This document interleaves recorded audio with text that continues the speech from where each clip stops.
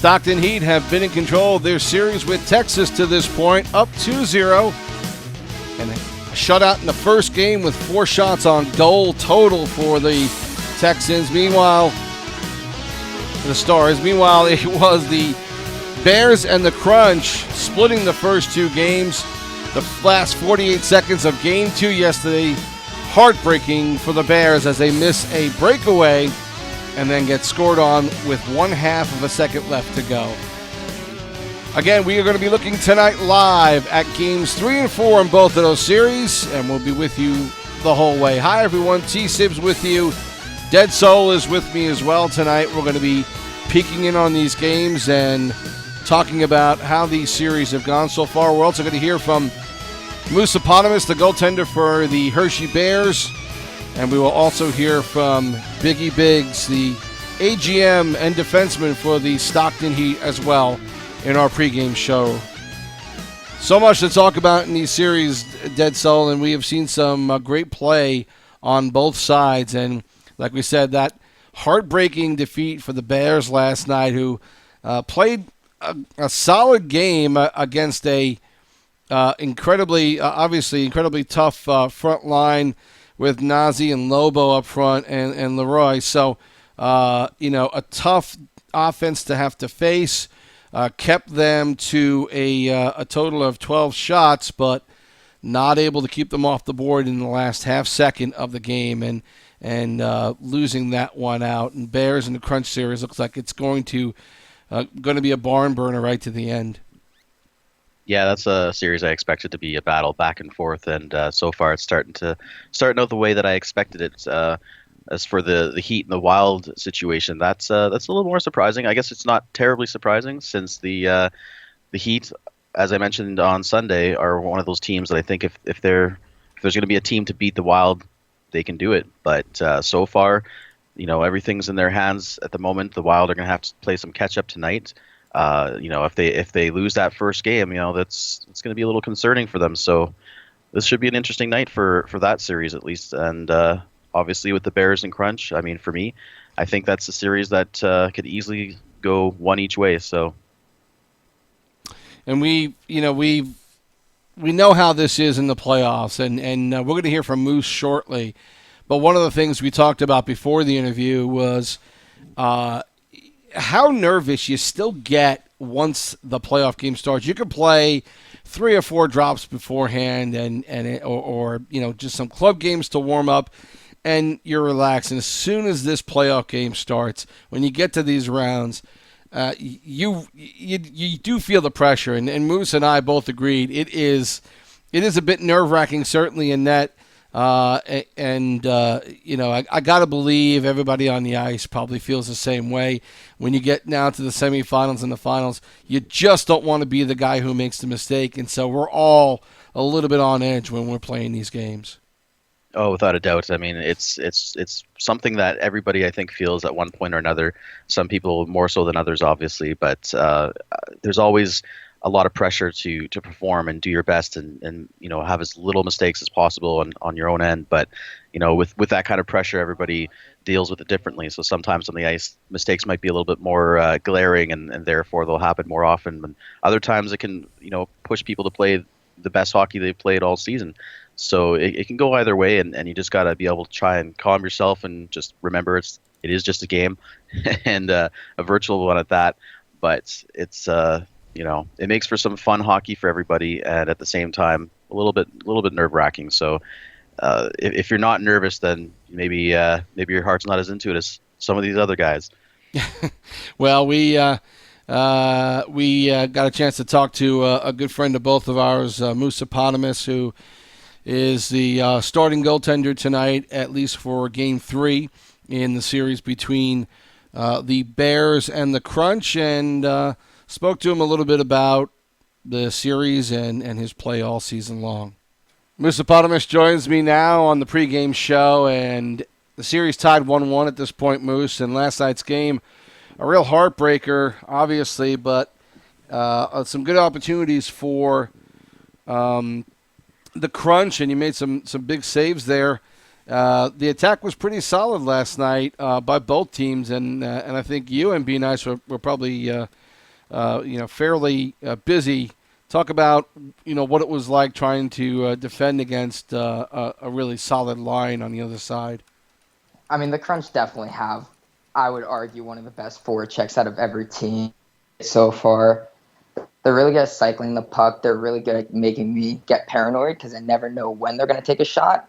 It's just really, really well with the cycle. JMM put a really good team together that really know where everyone's going to be at all times. They can find each other without even having to look at the area that they're actually in. So, I mean, just trying to track the puck when they're in the offensive zone for like the 10th minute in one go, it just makes it difficult sometimes. But it was good to handle, and I feel like I played pretty well last game, but they definitely found the better of me in those 2 shots that went in. Yeah, obviously, a lot of people are talking about how the Bears have faced Bridgeport and WBS, decent teams, but maybe not to the level of competition that Syracuse has seen so far. Do you feel like there's a big change in who you're playing now as opposed to the first two series? I just feel like it's a different style that the Crunch play. I feel like I wouldn't necessarily say the Tigers are necessarily easier. It's just the way our style, I feel, counteracted their style a bit better. I feel like with our aggressive forecheck, I feel like with the Crunch, we are able, with our aggressiveness, we have a tendency to chase the puck a little bit, while with the Penguins and the Tigers, they played a bit more relaxed, which let our aggressiveness come into play a bit more easier and be a bit more effective. What would you say about the goaltending in general in the league this year? I mean, there really does seem to be a lot of solid goaltenders. You look at the 4 teams that are left. I don't think any team really has much of a weakness in that department. Do you feel like goaltending in general has been pretty good in season 4? Oh yeah, definitely. I mean, if you looked at the playoffs last season, I feel like there were really a lot of high scoring games, and this season, very low scoring. You have like, oh my God, Price. I mean, BNYC, for the love of God, he's a fantastic goaltender. Like, even I'm watching the play, and I have no idea even how to beat him. He tracks the puck really well. He's very fast with his reactions. And it's really just from top to bottom. Like, I feel like there was no goalie that you could really say was bad. I feel like every goalie gave their team the best chance of winning every game they played in. And now, this is an even series, and it's now we have home ice for a couple of games here. What are you looking for from Syracuse? What do you expect to see in the next game? You're obviously starting the 9:30. The roster's in for the 9:30 game now. Talk about what your plan is for tonight's game and the rest of the series. Considering that you've seen the Crunch now 4 times all season, what's your general game plan against them?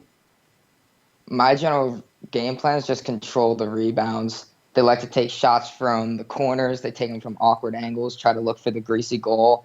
They always got the guys up on the post waiting for that rebound.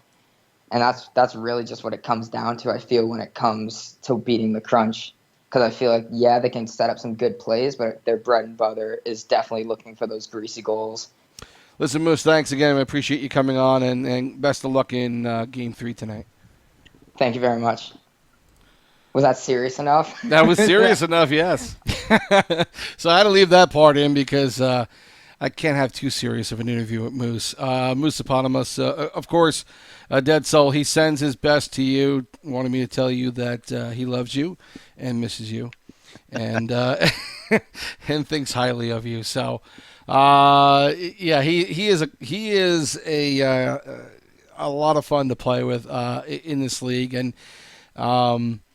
he's a bit nuts, but it's the good kind of nuts. It's the kind that makes this fun and keeps it loose and keeps the entire team loose in the Skype chat. We just have a lot of fun with him. And, we could talk about how much a guy can play well. We could talk about his abilities as a teammate. One of the things that Moose does well is, he makes this fun. And plus, he's a great goaltender. And that's more the kind of player I want on my team every time.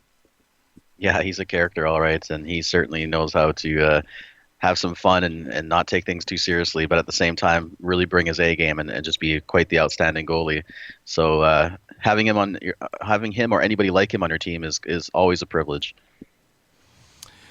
And the Bears, as we mentioned, winning the first game on Sunday night, 5-2 against the Crunch. The Crunch had a couple of ECUs in that game in Apostrophe and Zing A, but guys who have experience, who've played this game well, and certainly had a fairly decent night. But anytime you throw ECUs into a game, it's a problem just because if these guys aren't playing with the regulars on a constant basis, it's just hard to get that chemistry going. Hershey's been lucky to be able to get a few guys lately who have been very good at assimilating to the play, understanding what we needed from them as an ECU, and doing it well. The Nightman recently did that for us. He played a great game, and a couple of times this season, Vish B has come right in on the front line, even centered as an ECU, and looked like he'd been there all season. If you're lucky enough to get that kind of chemistry from someone who's just jumping in, I mean, dead soul, that can be just so key in this game. And you don't want to start ECUs in the playoffs, but sometimes you have to.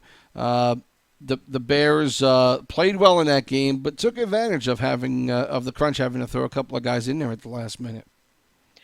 Yeah, having the ECUs in games like that are never a fun time. And I mean, obviously, there's people that can be utilized and actually be very effective, like you mentioned there, with some players coming in and just slotting in perfectly. That is usually not always the case. Most of the time, it's something that's going to throw things off. Likely, there's not going to be chemistry. Everybody has a different playing style to adjust to very quickly, and that's just not the time to do it unless you get like maybe 5 or 10 practice games in with them before. But that's often not going to happen. And with their situation, I'm not sure. I don't know if it was a scheduling issue or anything else that was going on, but I know JMM has a certain style that he likes to do when he puts his lines together, and he has a game plan, and perhaps that was part of it, and I think it probably was. But at the same time, that can always turn in your favor. I mean, it's not always a bad thing. Sometimes it's a surprise, and sometimes throwing those little curves at people can be effective. Just not this time. In game 2, of course, the Crunch winning it 2-1, and a close game throughout this. The Bears leading after 2 periods, 1-0, and then tied it up at 1. The last minute of play, just a tough minute to watch if you're a Bears player or fan. But two things happen. Nismo for the Bears made a good play in the offensive zone. Poke check, steal, finds himself on a quick break. Be Nice goes down and makes a good goes to his side, makes a good save, stopping Nis. And it was a good play by Be Nice because Nis did not have a lot of room. As soon as he got the puck, he really had to make a quick decision on what to do, and Be Nice understood that, blocked it low, and did not give Nis too many opportunities on which way to go.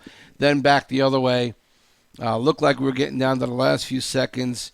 All of a sudden, a quick slap pass, and all of a sudden the puck is behind Moose, and with a half second left to go, the Crunch take this game 2-1. And again, hard last minute to watch in this game.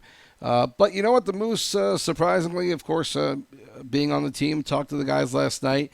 I was afraid that they would go ballistic and just be beside themselves, but they understand. I mean, we have some good veterans on the team. They understood what they needed to do tonight. I mean, they were a little perturbed how it ended, but they were already talking about the next night. And Dead Soul, as a GM, you want to see your guys analyze what happened, decide, what they can improve upon for the next game, but get past it as quickly as possible. And the Bears certainly last night kind of seemed like they were already doing that.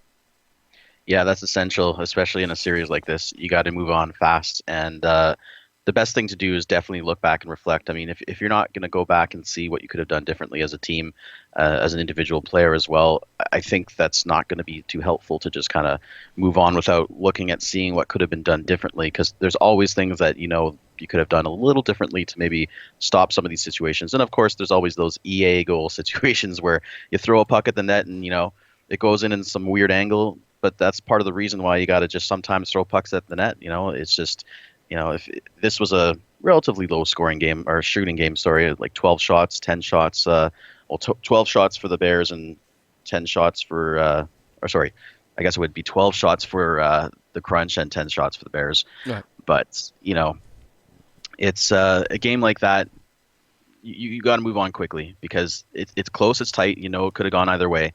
And the sooner you can just brush that off as a team and just lift each other up and just know that, hey, you know what, we'll get them next time, and just use it as the fire and the catalyst to help make things better for that next game. That's essential. And the sooner you do that as a team, the better things will be overall for that next game. The positive to be taken out for the Bears is that Nazi and Lobo starting this game. Nazi had both goals. Lobo had an assist, obviously, on both of those goals. But keeping Lobo off the goal scoring board is something that's been awfully difficult for a lot of teams to do this season. Lobo's had a great season, and certainly a guy that you have to keep an eye on at all times. And at least what the Bears did defensively, shutting them down really to one goal until the third period, and then a very late goal to win the game for the Crunch. Bears defensively holding them to 12 shots. Still, overall, a good defensive game for them. Yeah, and that's the kind of game you got to play. And I don't expect it being high scoring on either side. I mean, if it does become high scoring, perhaps it'll be both teams putting in a lot of goals on each side, just because the momentum is just going to swing both ways with, the pressure being felt to try and keep up. But at the same time, I could see this series being a lower scoring game and just coming down to the wire often because, both teams, yes, they can score, but they both have really good defense and quite the goaltenders in net. So yeah, it's that's why this is such a tough series to be able to call, and I think it's one of the most fun ones left to be able to watch. I think both these series are excellent overall, and I think they're going to be very similar. However, this Heat one and the Wild seem to be, like I said earlier, a little different than I think most of us maybe thought it was going to be. And tonight, starting lineups are posted, of course, for the 9:30 game, and you'll see that for the Crunch, it's J Nasty, JMM, and Civic up front, JML and Lot on defense, and of course B Nice is back in the net for the Crunch. For the Hershey Bears, Fairman, Orioles, and Cash up front, D Mitch, Babata on D, and Moose back in net again tonight. So a couple of good lineups again. Both teams obviously something of what we've talked about with Stockton and with the Wild. I think all four of these teams right now, you're not putting a bad line out at any point. These four teams have three solid lines who can win a game against anyone, and that's what I think. That's what makes this a little more interesting and more fun, because you're not necessarily saying, okay, well, this is their third line, so that's going to, we're going to see a real drop-off in production and play. I don't think any of these four teams really have that, and while there may be a quote-unquote third line going any of these games, any of these two games tonight, I don't think production and the style of play drops off much at all. No, not with these teams. They're all very well-rounded in all of their lineups, so they can each throw just about any line at each other, and still they can pull out wins. They can even be blowouts, potentially. But again, with all these teams that are left, they're pretty conservative overall, and they do play a very cautious game. They all have a very certain kind of differing style from each other, and ultimately, which team figures the other one out first and kind of is able to pull ahead will be the one that obviously moves forward. And it's all these lines facing each other, they're hard to call again because they're all just so well rounded. And this Crunch versus Bears game for tonight, this looks like a pretty good lineup to be going up against each other. It's so hard to be able to say, hey, I think they have an advantage here or there. It's very evened out for what I'm looking at here. Let's take a quick look before we get to our interview with Biggie Biggs. The Heat right now up 2-0 in this series. A 3-0 win in Game 1 on Sunday. And as we mentioned, Trash Clown only having to face 4 shots on goal in this game. Price had 16 against him. And so if you watch that game, puck possession, puck management by the Stockton Heat, just a textbook game if you want to show your team how you should play and what it means to possess the puck and what it means to get good, clean chances and getting open when what you do without the puck. This first game was pretty much textbook in how to do that. In Game 2, it was a 4-1 Stockton win. A little bit more even play as far as shots on goal, but Stockton almost double time of possession, time on attack, and again, the top line of Loops, Wally, and D. Jackson playing a tremendous game. Loops and Wally, the top 2 scorers in the playoffs so far this season. Big task for the Wild, now down 2, but they're not going to have to see this line at least for a couple more games. And, the Wild, to me, right now, dead, have a do-or-die situation tonight. I feel like it's going to be incredibly tough to beat Stockton 3 in a row. They kind of need to take 2 tonight. They're going to have to. I mean, I don't really see them not being able to do that. They're putting a pretty good lineup out tonight, and of course they've got Price to help them out. But they've got Ryan was here, Angry Dangler, Zach Dangles, and Getty Granite. So that's a tough line. I mean, I played against them in the playoffs. I know what they can do. I know what they're capable of, and those guys can score. They can make it happen. The Heat, the lineup they're throwing out there with Saints, Ajax, Jason, Without, Pitt Pens, Fan 76, and the Flyers. I'm not too familiar with that line, so I don't know what they'll be bringing to the table other than the fact that we all know don't take any of these lines lightly on the Heat because they're all good. They're all a team full of players that can be effective and help get that win. So the Wild are the ones that they're feeling the pressure, so it'll be interesting to see how they deal with that pressure. Are they going to be able to move past that quickly and just figure these guys out and get some goals in quick and early and just, oh my God, Price, stop everything coming at them? Or, will the Heat be able to just kind of figure out Price and get things past them in their defense? I guess it's going to be a good game. We're going to listen to an interview with Big E Biggs. Spoke to him a little bit earlier on today and got his thoughts about the series so far and what they expect in Games 3 and 4. Stockton Heat AGM Big E joins me now on the pregame show. And listen, dude, you guys have jumped out to a nice 2-0 lead. You have played in the first 2 games, so you're going to be sitting out for a little bit. But you guys, obviously in the first game, only 4 shots against. And of course, in the second game, only giving up 1 goal. Tell me about what the secret is to your defensive dominance, at least in that first game. Teamwork, man. Not a single player on our lineup was letting them do anything offensively. We came out ready for them. Kind of intimidated by them, to be honest. But we took it seriously, and everyone was ready to play a role in the defensive part. I can't say it was just, me and Tenor or even Trash Clown why they couldn't score on us, but it's just the whole team doing their role. So you've got, the 2 top scorers in the playoffs in Wally and Loops have now played 2 games, so they're going to sit for a little bit. Offensively and defensively, looked like you guys had control of the pace of the game. Your puck possession was tremendous. And now you're going to have to head out to some other lines. What's the strategy, the general strategy moving forward? Is it the same for every line in your group, or is it a little different depending on who's going out there with the front line and the D pair? I think it changes slightly. The ideas and the concept is generally the same. You know, we're playing against a team that plays mostly the trap. I've heard some of their lines aren't fully trap, but a lot of the other lines are watching us play, and we're always helping each other learn stuff. So everyone wants to, in theory, play the same style of game, but depending on, line chemistry and skill level on each line, everyone's adapting to play what to their line's best potential.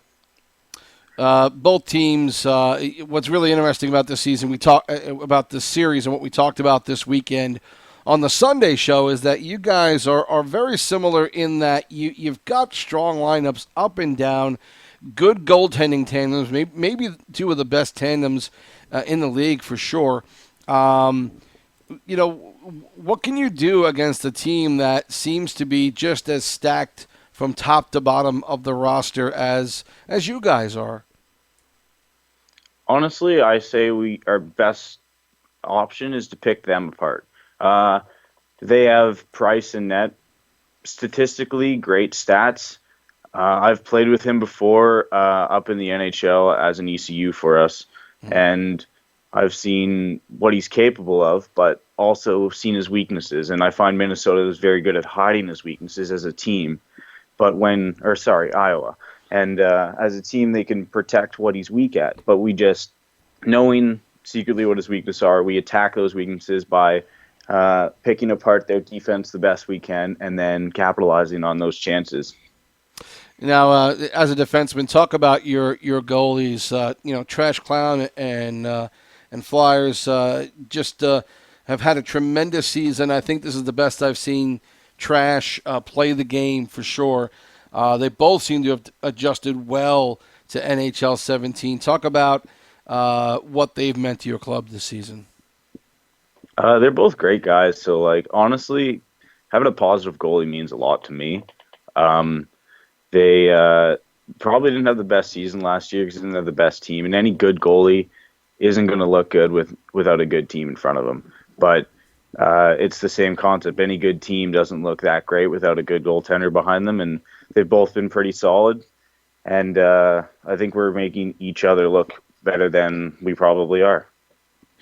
So what are you looking for the two games tonight against the Wild? Of course, like we said, both teams, I don't think either one of you are going to throw out a bum line the whole series for sure. What do you expect them to do to try and make up a 2-0 deficit? They're going to throw anything at us. I see that they have basically their Game 7 lineup against us in Game 3, if I'm correct. As at least their Game 7 lineup against Checkers. It's kind of funny, I find, because they probably have 3 potential lines that could play Game 7. They're a very solid team. They're coming out against the Ajax line, and we're just hoping for the best for our team coming in against the Game 7 lineup. I mean, Ajax's line is definitely capable of beating them, and I think the pressure of Iowa having to win could put that game in our favor. We're going in pretty much stress-free, and hopefully that itself can tilt the luck or the good stuff on our side for that game. Listen, Biggs, good luck to your team tonight, and thanks for joining me today, and good luck for the rest of the series. All right, thanks, TSibs. Thanks for all the media coverage this year from the boys at Stockton. We really appreciate that stuff. Biggie Biggs, AGM of the Stockton Heat, joining me today on the pregame show, and it's I mean, everything he said is about what you would expect from this team because they've been a good model for how they all work together, how the AGMs and the GM works together, and the players just doing what the management needs them to do. And you know what? It's not a surprise they are where they are because Dead Soul, they've been pretty cohesive all season long. I haven't really seen where they had any kind of real issues, and it's it's gone almost picture perfect for them this season. Yeah, it really has. I mean, I didn't get to follow them as much as I would have liked to, but I mean, just judging by their standings and their stats and everything overall, just the talent level that they had throughout the entire organization there, you knew that this was going to be a team that was obviously well put together, well managed. Just seems like they really clicked early on, and I think they've got a great game plan coming into this. They seem to have an idea of Price, and maybe they have his number. Maybe they know exactly what to do to be able to get by him, and as well as their defense. So this should be some good hockey tonight, and I think they obviously are in control of their destiny. They can win these two tonight and be done, or are they going to be able to do that? We'll see. It's very possible, but like I said earlier, the Wild are the ones who need to, they got the pressure on, so we'll see if they're able to be able to bring this Heat to a little bit more of a standstill and try and get that one win, at least maybe two tonight. If Stockton were to be able to sweep the Wild tonight, how dangerous are they to the Crunch or the Bears? I mean, that's alone that has to tell you, wow, the Wild have struggled to win two series this playoff, with the Moose and with the Checkers going 7 games. They've had to fight hard to get where they are. If Stockton were to take all 4 right away, I would think as management for the Crunch or the Bears, I'd be like, okay, we got past this one, but oh my God, this is good. We're hitting a buzzsaw, and what are we going to do to defend again? I would imagine there'd be a little bit of shaking in the skates there, for sure. Because I mean, if they can blow past them in 4 games, that's pretty phenomenal. I mean, it's unheard of in a way, with especially a team like the Wild. But the Heat have that opportunity. They have the ability, and if that happened, that's going to be very scary for either of those teams going forward. And I would say that the heavy favorite would without a doubt be Stockton in that case for either opponent that they would face, whether it would be the Bears or the Crunch. So, that's we'll see. I mean, tonight could be a huge night that way. The Bears are just about ready. Not totally sure what's up with the Crunch, but we will hopefully have everybody ready to go here.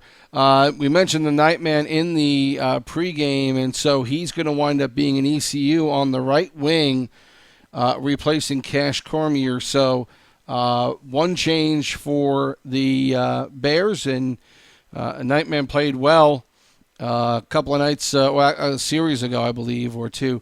And so we will see what he's capable of doing tonight. Again, he is an experienced player, has been in the league. And again, Dedsel, we've seen a lot of guys who have been around LG and some of the veterans, because of the influx of a lot of players.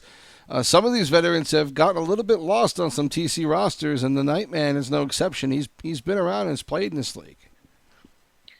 Yeah, well, I mean, usually, like I said, it's not always something that you want to be doing, but it sounds like the Nightman's been very effective for you guys. You're very comfortable using him, so it's not always a bad thing. And tonight it will be interesting to see if he's actually going to be somebody that can make a huge difference in this game. So if that's the case, that's even more exciting to know that you can rely on someone like him to just jump in at the whim and have everybody be able to work well together still. Well, as you see, the 2 teams, the Bears and the Crunch, are getting together and readying up.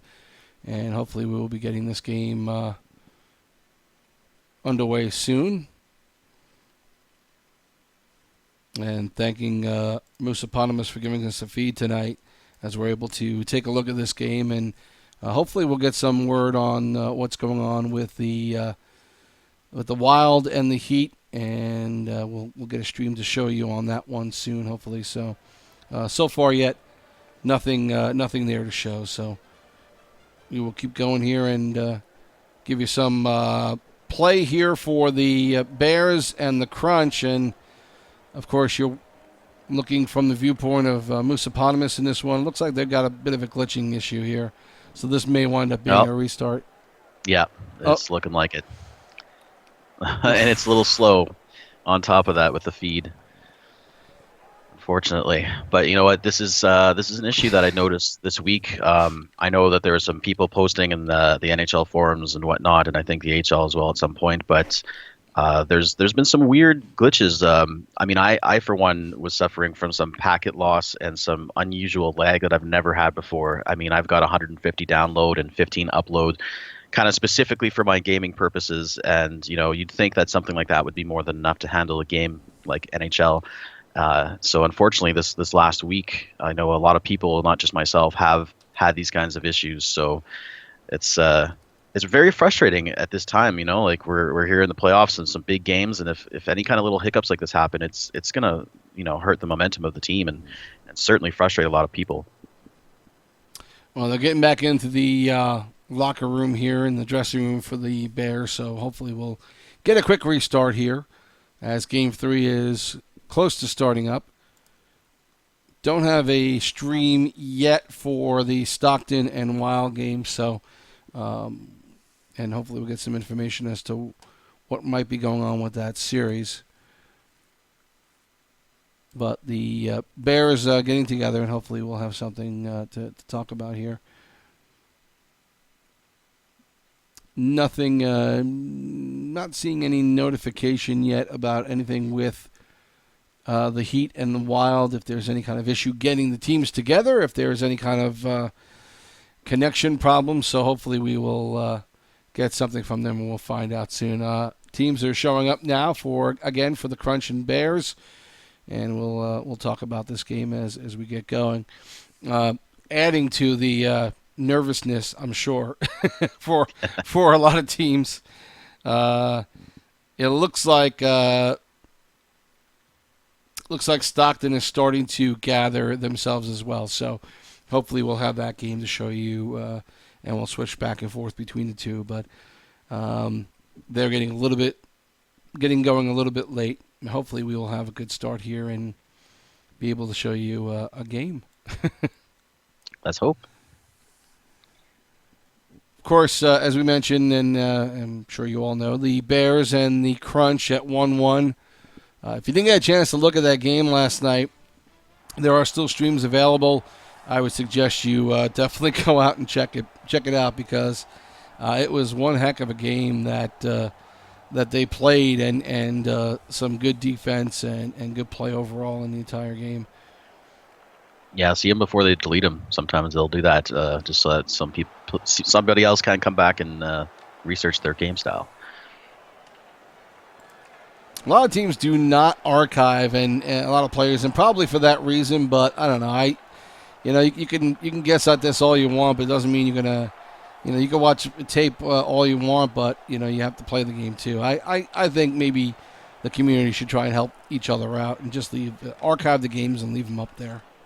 Yeah, it's helpful, but for me, I know as a GM, I've been one of those guys that will want to take them down a little earlier, just so that this first, people like to scout, and they also like to see, just how your style and whatnot, and try and find your holes. So sometimes it's good to take it down after 24 hours.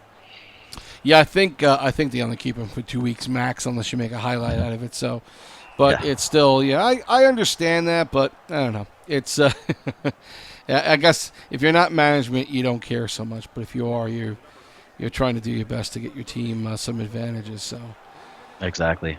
So far, Hershey on the power play, and just starting out on this one for the most part.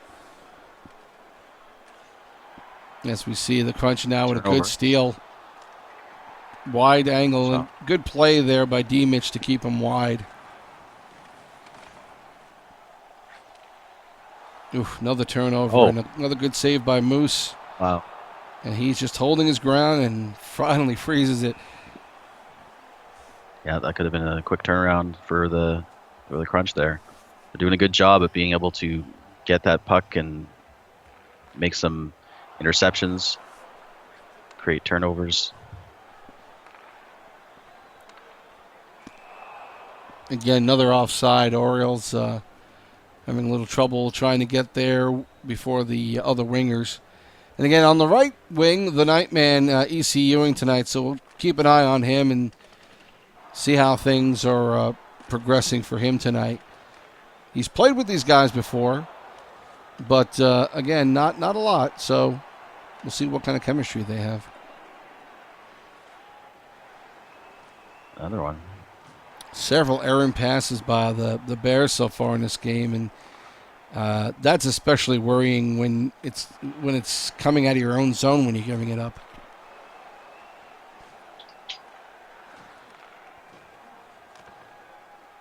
Boy, I love watching Moose. He gets himself in position so quickly. Yeah, he really knows. He knows what to do in the net there. Now when you got B Nice on the other side and he's a solid goaltender, I still feel like you need to get whatever shot you can get on him and hope for the best. Yeah, when I played against him, I definitely make sure that we do a lot of low shots and tip-in attempts, things like that. Just keep him busy, keep him moving, because he's just like Moose. He tracks the puck really well, and he knows where to be. He's got a lot of experience. Orioles trying to get it out to Fairman, but could not connect on that pass. It would have been a nice opportunity. The Wild and the Heat are gathering in the DR right now, and they're about a half minute away from playing, so we'll give you a peek in on that game shortly as they get going. And then again, just getting it in on net. I don't know how you feel about it, Dead Soul, but I still have seen way too many teams whose forwards don't use the point, who don't, who aren't looking to move the puck, who are looking to maneuver around defensemen. I understand that there are abilities that you can have in this game, and it is part of gaming, but I think the part of the teamwork that we see in hockey can be a lot more useful, and I think we've seen that in the playoffs. I think Stockton has done a wonderful job of that, setting guys up, getting into position, moving without the puck. I still think that could be a huge part of the game because a lot of teams don't necessarily do that. Yeah, it's very easy to be able to stop teams that are just run and gun and use only their offense. If they can't use their defenders and be able to shoot from the point and make plays there, then you're basically missing out on a ton of different ways to be able to score. And it's not a winning style if you're going to continue to do that and not use your entire team. Another penalty on the Bears, and we'll ride out a couple of minutes here as the Wild have just scored to put themselves up by one with 17:28 left to go in the first period. So the Wild have come out and made a statement immediately that they are serious about this one. As they should be. We'll get to that game shortly, as we said, try and see what this power play does for Syracuse. Good break up in front, jamming up the middle. There we go. Oh. Just trying to get him on net. That's such a huge part of this game that we don't see enough of. Yeah, no, you got to do that, though. You got to get those rebound shots, and somebody like Be Nice, and actually Moose as well. Got to keep these guys moving around and, get ready for those tips, rebounds. Sometimes that's the only shots you're going to be able to get. I mean, if you're thinking you're going to get some one-timers or some cross-creasers, think again against these teams. They're not going to fall for that. Not easily. So that first period ends in a scoreless match here so far. We'll flip over to the Heat and the Wild and take a look at this game for a little while. And as you see, still 1-0 right now as they get approaching the halfway part of the first period.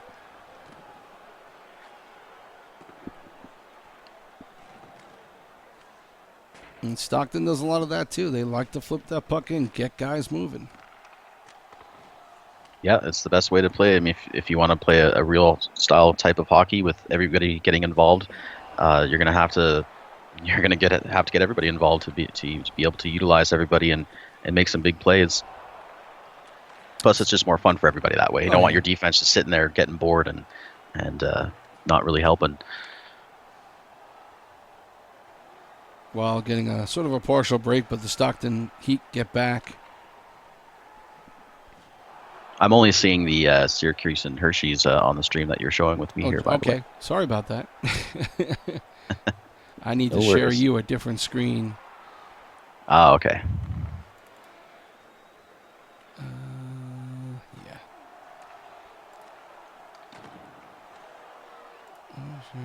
Share. Nothing like live production. Yeah. Lots to have to juggle, I'm sure.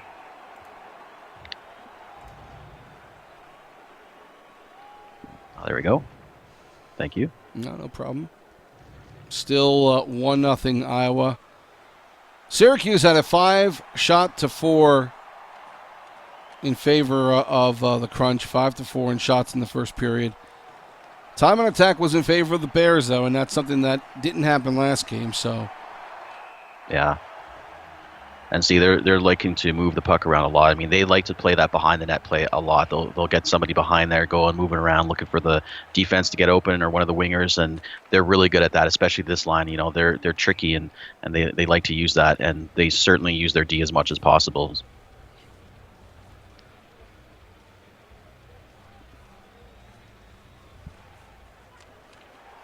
Good win, good shot.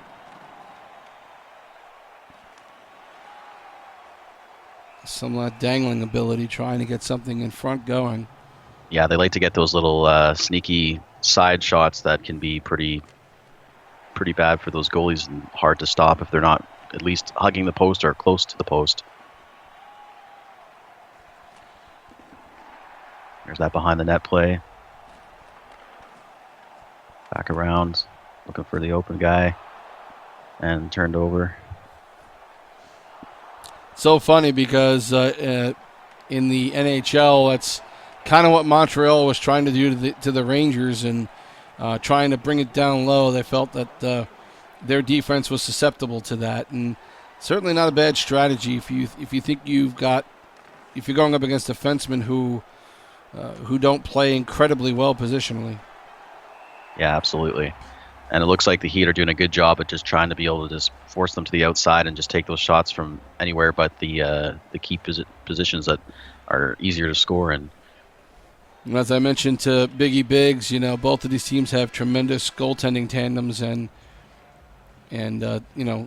Flyers playing in this game for the Heat, and on the other side, Price and Skyhawk. Meanwhile, it's Flyers and Trash Clown for the Heat. So good tandems on both sides. We're back on the Hershey-Syracuse game. As you see now, still no score in the second period. And so we will get a look and listen to this one now. Yeah, no surprise here for me. I mean, these guys are both these teams are doing a great job at just being able to contain the other. There's a nice little breakout coming up here. Now coming back up the other way with the Crunch.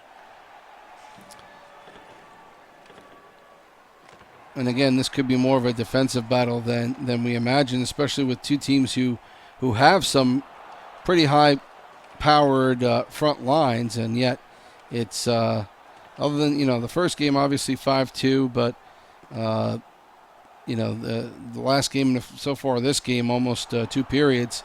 Finally, here we go. The Bears on a good follow-up. Again, just getting a puck on net, That's making right. Be Nice move a little more, and one sitting there just able to poke it in. Yeah, no, that's the kind of stuff that's going to, it's not a pretty goal, but you know what? It's a goal, and that's how you're going to be getting them in this kind of series. Just got to put the pucks on net, be in front, be ready for rebounds, watch for the movement of the goalie, and just hope that those pucks go in there. And that was a deep push. That was D. Mitch 420 who got the goal, and left D coming that far in to try and make a play. The Bears are pushing a little more than you would figure most teams would do at this point, but they're looking to capitalize.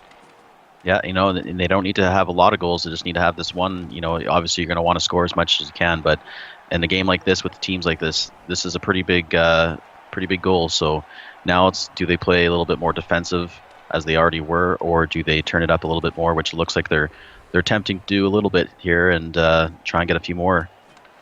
I don't see too many teams certainly not in the regular season who do that, who say we're going to play more defensively and hold back. Most teams do not hold back; they keep going forward. And you got to. As you see, the Bears with 7-6 shots on goal, difference there, and still holding on to the time on attack as we switch back over and bring you back to the Stockton and Iowa game and pick up here in the second period, halfway through, still 1-0. Yeah, when we last left them, it looked like Iowa was controlling the tempo pretty good there for a bit. Now it looks like Stockton's starting to bring their heat on here. Good shot on net. Another one. It's behind the nets. And they don't take a long time to get their passes off, Stockton, do they? They are quick to move the puck. Short, quick passes. That's the way you got to do it. It's one of the most effective ways to be able to move the puck around and actually be accurate and not get any of those intercepted passes.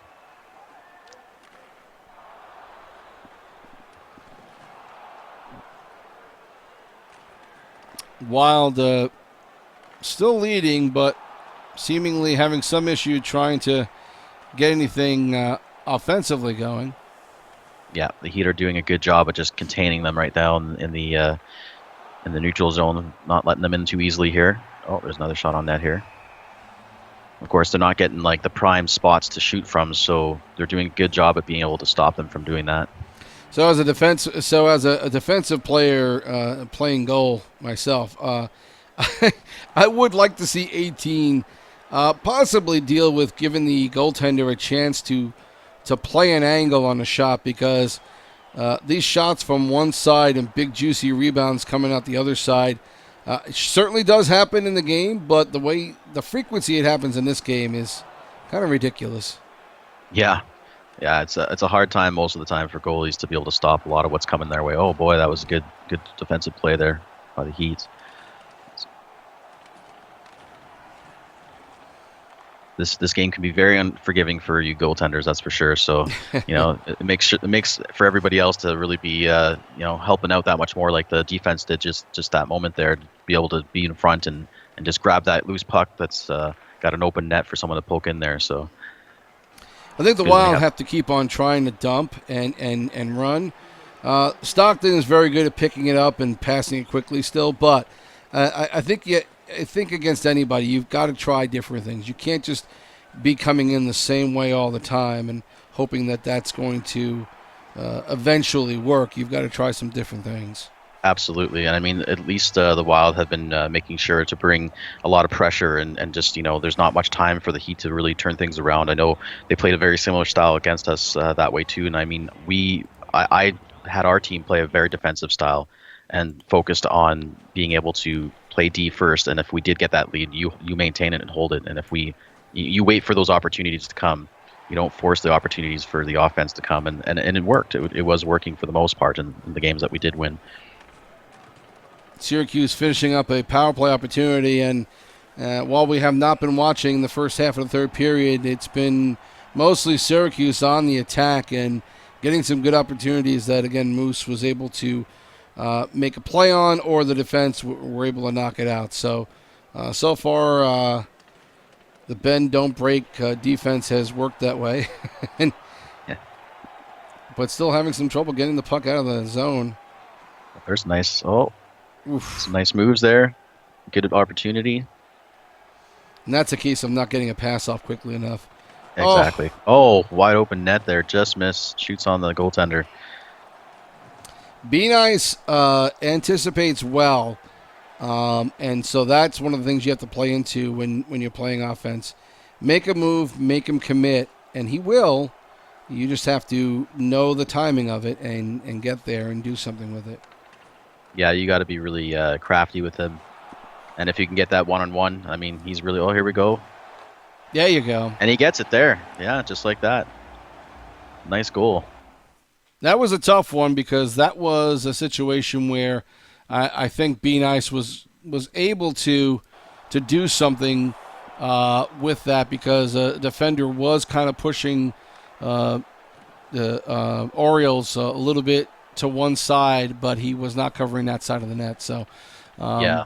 Sometimes that's communication. Sometimes it's anticipation that doesn't work out the right way. Exactly. And things happen so quickly, so mistakes are bound to happen. Oh, yeah. Looks like we're all tied up here at the Wild, 1-1 for the Heat and the Wild. And they are getting down to halfway through the third period. We're going to get back over and take a look at the Bears game, as that one will end sooner. But we'll keep you up to date with Iowa and Stockton, and then we'll finish out that first game and talk about what we saw. Nice little back pass. Oh, nice save. Moose is very good about keeping position. If I have a detriment to my game, it's at times moving too much. It's easy to do. It's certainly harder to just be a little more patient. And I mean, you do move pretty quickly in that net. Not you personally, but I mean, like your goaltender will move a lot faster than sometimes you might want him to. The precision with that, I don't think I care for it too much, because I have tried games in net, and I found that to be a little bit annoying to have to deal with. So much respect to you goaltenders who put up with that stuff all the time. Can't complain about 17. It's done a lot more for goaltending this year. And another beautiful goal. Play, a nice play, and the Hattie for Orioles in this one. Very nice.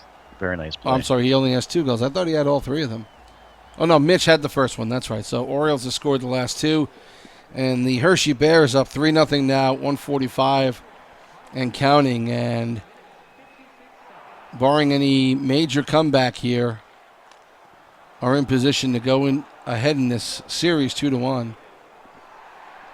Yeah, this is a game that they were, both sides are playing very conservative for the most part. I mean, more defensive in that regard, but both trying to make these breakout plays. But in the end, it looks like Hershey was able to finally figure out how to get past Be Nice, and quite handedly here, 3 goals.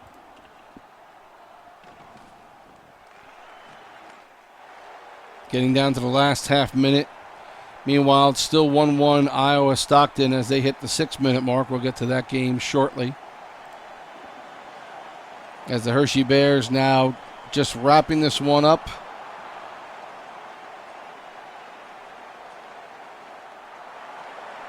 Oh, what a play. Moose was screaming. It's why there was a 2-on-1 coming down. And there's goal number 4. Oh, another one. Wow. Just like that, too. And Fairman capping the scoring here with his goal. The dying seconds. A really good opportunity for the crunch there, but just missed on that pass.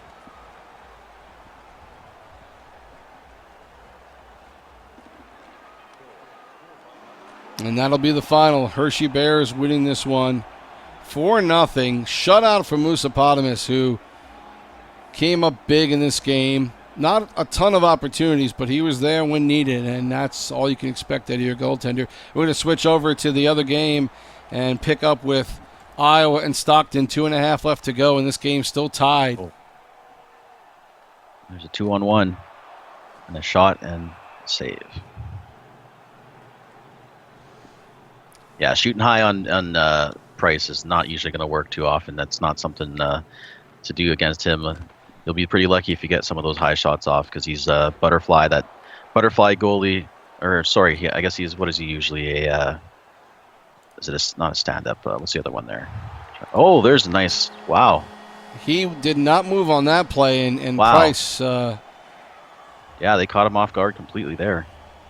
Nice goal from Stockton. A power play goal, too, no less.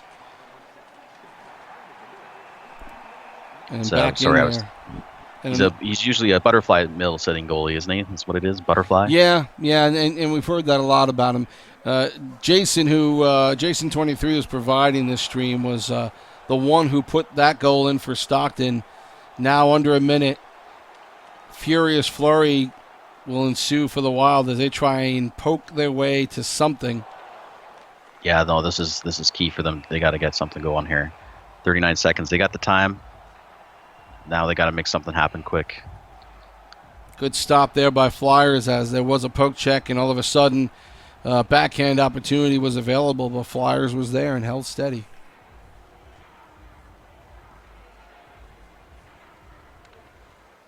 The Heat with the power play. Which is helpful to have one last man out there to attack on you. And they're desperate. They need this one. Can Iowa get something here?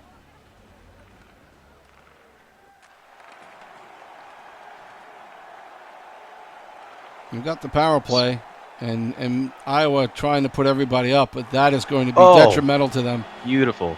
Beautiful. Incredible Nice play. Another play by Jason on that one. I would have been sitting in the crease crying after that. That was an unbelievable move. No, this is a terrific game from the Heat. You know, they've been able to figure out how to get past both the defense and the goaltending of the Wild, and now they've just got one more goal or one more game that can finish the series. Just that's what Stockton does. I mean, they could sit there and wait for their opportunities, and they did just that. And Jason on this last two goals, just amazing, good work. Wild desperately trying to get something going, but the time has expired, and the Wild find themselves down 3-0 in this series. And I don't know what you tell your team at this point, Detzel, but there's not much, I don't know how you pick them up after being down 3-0 against a team that has just played tremendous hockey this playoff series. This is a really tough situation to be in for any team. Doesn't matter how good the team is. I mean, you don't want to be in this situation whatsoever because obviously everything is riding on that game, that one game, and you got to win it. And then from there on, you got to win every game from there. And there's just no room for any kind of error. So this is a huge statement from the Heat to be able to take 3 games in a row and just put them on the edge and the brink of elimination. A team like the Wild is just, wow, excellent job from the entire team.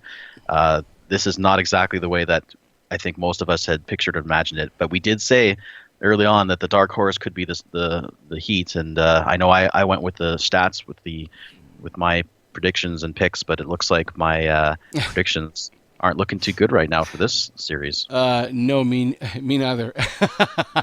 I am not in good shape now, as I did pick the Wild, and I know those guys well, and they're good guys, but they were not happy with the fact that they were not getting much love in our show, and I think they're taking it out on us now.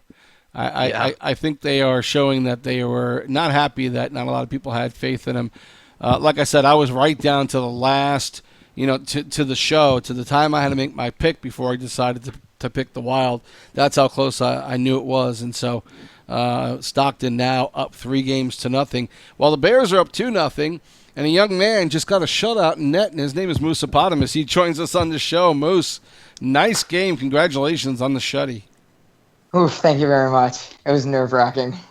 Yeah, man. Great job. Excellent job, actually. It was really, really good goaltending out there, as usual. Thank you. Thanks, Detzel.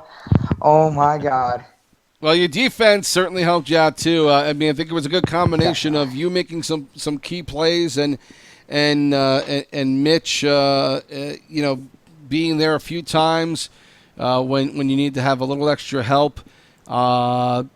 Defense in general with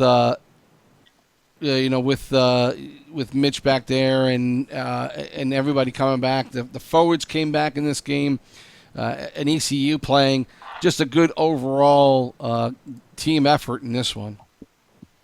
Yeah, it was very good, especially with this line, a much different attitude going into this game. I was kind of just like, there was no doubt in our minds. It was just, let's go out there, let's get it done. If we score, we stay back, we play defensive. And Mitch and Bovada, they had some amazing pickoffs that would have been clear goals with those cross creases. They played fantastic. And then Fairman really led. He kind of put like a mafia man with that one game where we had the ECU center. He just really guided. He just guided Knight, man. He was like, here, just be here, go when in doubt, go low. Just really worked out. It just really worked out in our favor. Yeah, that was a fun one to watch, though. It was just good hockey all around. You guys were all on point, playing your games very well. It was definitely good to watch. I haven't watched enough of your games this season, and regretfully, obviously, but that's the kind of hockey I like to see, to have the team play like that, and the goaltending just be just that outstanding, as you usually are, Mr. Moose. Yeah, I'm sure TSibs could have done the same thing. Absolutely. You guys have been a great tandem throughout the series, and I think you'll continue to be. So I look forward to also seeing Sibs in net once more, or at least I'm hoping he will. Well, I Yeah, definitely think I have to. Well, I may you not have have to. to. Yep. I may Will not be have one to. more for sure. Oh, Yeah. Yeah. no. Uh, I'll hopefully Sis will get another go. Hopefully he'll be able to end it. well, That'd be it's He should be able to. in this series, you've got the same D pair in the next game. You're in net the next game, and of course you've got Nis, Swagger, and Ethan up front. That's got to give you a lot of confidence. The same team on the other side, Crunch playing. Do you? I know what the answer is going to be. Do you feel any more relaxed after this victory, or are you going to be on pins and needles come game time in about 25 minutes? I think it's going to be a little bit more challenging now that I feel that I guess that line kind of realized different ways that things that I bite on, things that I may not. So they're probably going to try to shake things up a bit. Mm-hmm. I feel like I feel like they kind of learned that the greasy goals, at least from the 2 games that I've played, don't really go in as much. I feel like I'm doing a good job of controlling those. So I'm more afraid of what they're about to try to do rather than the grease goals now. How are you feeling going into that game? Were you nervous at this with this Oh, last I'm game at nervous. all? Or? I was nervous. I was shaking, dude. I think, Oh my god, I'm always shaking. I I think. was shaking when that 2-on-0 came on, and I Oh was yeah, like, at the I'm end. about to kill Yeah. somebody. I said exactly that to Dead Cell. I said after it was over, after that breakaway, that 2-on was over. I said, Moose is yelling at somebody right now. Yeah. I had to have my mic on mute. When I unmuted, I think I made that line go deaf. I was screaming so much. You saw the Skype chat, Sibs. You saw the Skype chat. I was freaking out. That was a good game. I definitely feel like Be Nice really just had no chance on some of those shots. I just feel like it was some defensive breakdowns. I feel like that wasn't any representation of how good he plays. Well, listen, we're gonna let you go so you can maybe calm down for a few minutes before I you get need to ready. calm down. I need to calm down. Maybe dip your hands in some ice water, something to just slow yourself down a little bit. Let's go have a glass of warm milk. Definitely. I'm over the moon right now. Yeah, great game. Again, a shutout. Fantastic game. You guys put together a nice one and gave us a little bit of breathing room. And congratulations again on the shutout tonight. Thanks, Sibs. Love you, Dead Soul. Everybody loves you too. We all love you. Good job, man. Thanks for coming, and good luck in your next game. Thanks for Thank you giving for us a good having one. me. All right, Moose, take it easy. Later. Moose Hippopotamus, the starting goalie, and the goalie with the shutout tonight in game number 3 as the Bears and the Crunch now, after 3 games, the Bears up 2-1, and we'll hopefully get some stats in to show you in a minute, but just a great game for the Bears. Similar to what they were trying to do last night, Dead Soul. They try and control the tempo, and they try to not get out of whack. And this line, there's been Ethan and Fairman and Orioles came in trying to find the right combination back and forth. Fairman and Orioles have played a lot, and then trying to get that third man has been a bit of an issue. But I think we saw here where Fairman and Orioles have now a good rapport together. They can bring a third man in, and it doesn't matter who it is. They can get that person to do what they need. And now, even more important, I think this is incredibly key for the Bears, Fairman has taken on a leadership role and has, from what we're hearing from Moose, has gone ahead and said, hey, let's just we play. Here's how we play. Here's where we need you, and we'll bounce you back into position if we need to. But this is what we do, and we're going to keep your role simple. And they did that for the Nightman today. And again, these guys look like they've been playing as a line the whole year. Yeah, and if you've got a line like that that can just work that well together, you just with the two guys that can slot in anybody else as the third man up front, it's so helpful to have that kind of chemistry and just the ability to be able to just know how to make the plays and create good opportunities, as well as be able to help stuff the other team defensively, with some back checking and just good positioning overall, stopping those passing lanes, and they did a really good job of that. I mean, the Crunch did a really good job of getting in the way of a lot of their passes too, and creating some turnovers. But unfortunately, they just weren't able to capitalize on it as much as the Bears were able to do that. So, having that kind of attitude as well as leadership and the skill level that those guys possess, it's just it helps to just get everybody on the same page and just be able to go out there and play their best hockey, and it makes things easier, I think, for everybody. Take a look at the stats for the game between Stockton and the Wild. As you see, Jason, 23, tremendous game, hat trick, played well the entire game, was in great position. And being able to do that, Detzel, against a defense of Ryan was here and Angry Dangler, who have been solid all year long, who held well for most of the game.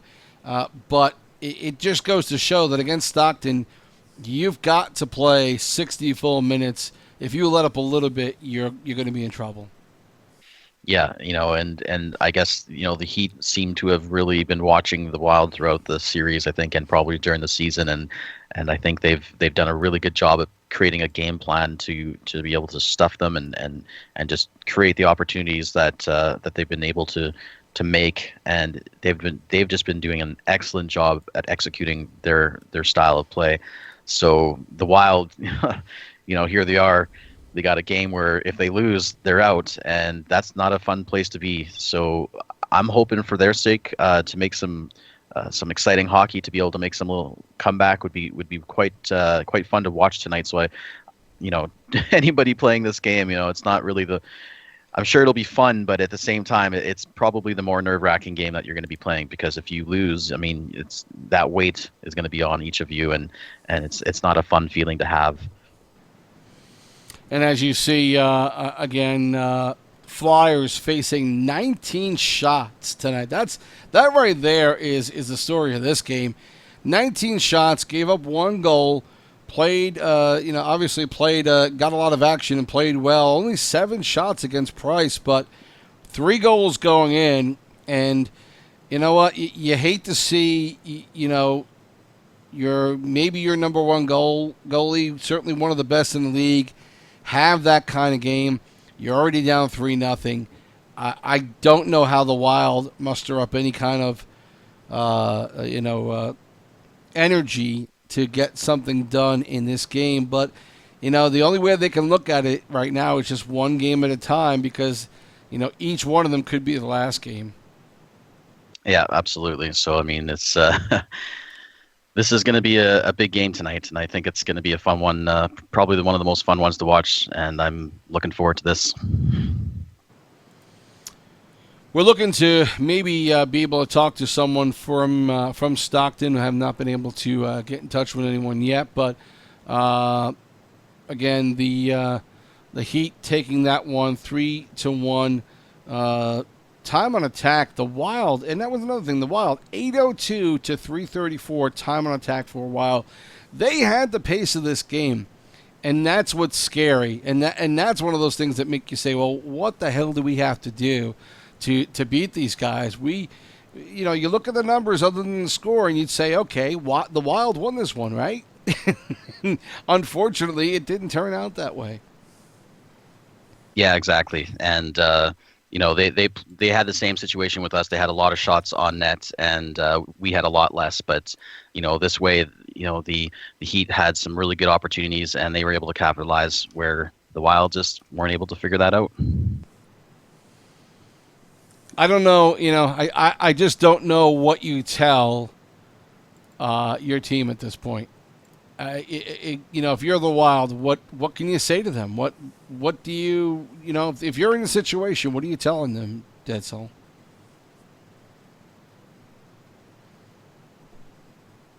Oh, did we lose you? Dead Soul, are you there? Hello. We may have lost him. I'm back now briefly. I have to step away for a sec, but Okay. sorry, what was the question? What did I miss? Oh, this will be the last question. We'll let you step away. What do you tell your team if you're the Wild GM at this point? What can you possibly say to them that gives them any kind of focus for this game?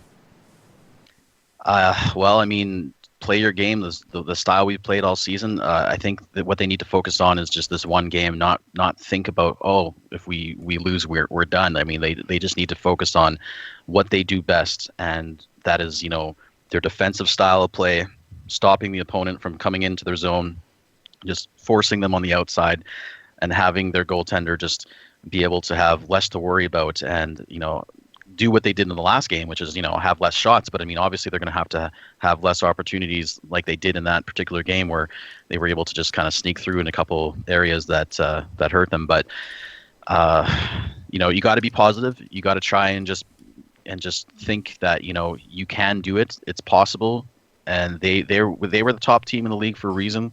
And they know that they can do this. And I mean, if you have any ounce of doubt or anything of any kind of negative feelings or thoughts going into that game, I think that will really quickly start to unfold. And if it gets out and people will just get upset or frustrated in their mics in the party, that can easily turn things down and turn things around and make it not such an easy atmosphere to play in. So they just need to be able to support each other, communicate, and know that they can win this game. Obviously that they have to, but just know that they can and play their style. All right, so we're going to let you go for a minute. I know you're going to be back in a little bit, but we'll let you go, and we'll talk to you once you're back about the Game 4 is coming up. Sounds good. I'll see you in a few minutes there. Take care in the meantime. All right, thank you again. Dead Soul joining us tonight, and he is taking off for a minute or two, but he will be back on with us shortly. In the meantime, again, we were just waiting to see if we have any stats to show you from the Bears and the Crunch. Again, the final there, 4-0. A couple of goals for Orioles in that one. And I think we have we got final stats to show you for that one.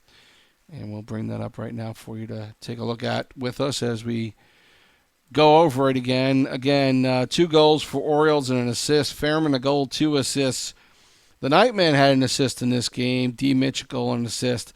Moose only facing 9 shots, but stopped them all. Be nice. A little tougher game for him. 15 shots, which isn't too bad, but a couple of big, juicy rebounds that he could not get to and were left wide open on his doorstep. And that was the story of that one for the most part. It was not too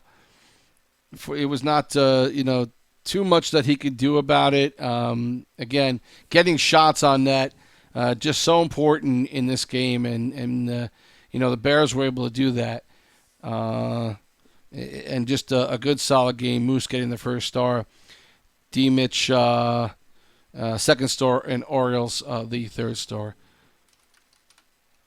So we are waiting for the 10:30 games, and we're about 10 minutes or so away from those starting up.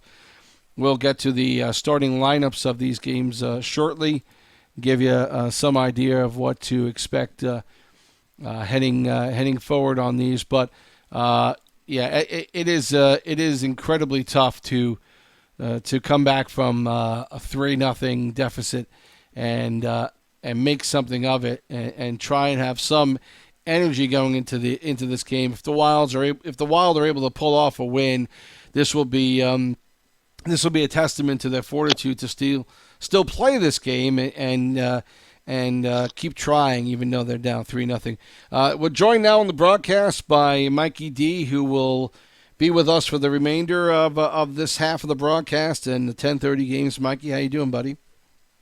Good, man. How are you? Good. So let me ask you the question: What do you tell your team if you're down 3-0 as the Wild are right now to a very hot Stockton Heat team? Oh, not much to say there. Everybody on that Iowa team's been, for the most part, involved in LG and like one of those teams. We all know their names. I mean, they know the situation. You can't say much other than win. I mean, you got to win this game. They know that.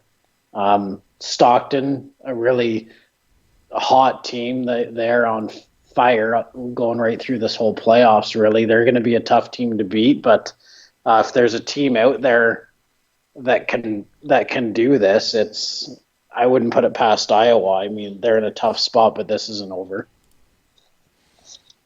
We're going to try and take a look at the lineups here before these games get going, and we'll talk about the Wild and Stockton to begin with, just to talk about the players who are in this game. And certainly, it is not going to be an easy one for the Wild. If they're going to take this one, they're going to have to face a tough lineup.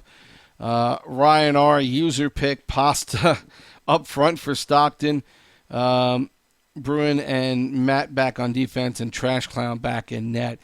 They've got Zach Dangles, Getty Granite, Offroad McLean, and then the Skyhawk in net for the Wild. But you're going up against an incredibly tough front line that Stockton's putting out for this one. So if they're going to take this one, Mikey, they're going to have to figure out a way to neutralize these guys somewhat. Oh, yeah, no doubt.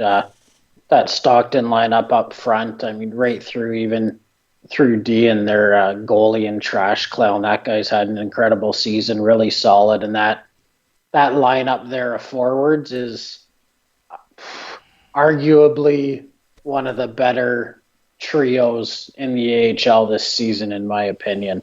I mean, those are three guys I play with a bit, and user pick and pass I know decently. Ryan not as much, but I know those three guys together, man, they are really hard to stop. Stockton takes game 4. Let's speculate that they do. How much of a chance do the Crunch or the Bears have in the finals against them? At this point, honestly, none. I mean, I think, in my opinion, here heading into the playoffs, even Iowa was the team to beat. The whole way. That's been my favorite team and favorite built team right from kind of the get-go. Is I've always kind of thought Iowa was going to be the team to beat this year, and if Stockton puts this away in 4, then I mean, if you're Hershey or Syracuse playing them in the finals, good luck. Yeah, I think I have to agree with you. I think unless Hershey can get out of this quickly and have some time to formulate a plan, and knowing Bobby and Mafia, they're not looking ahead.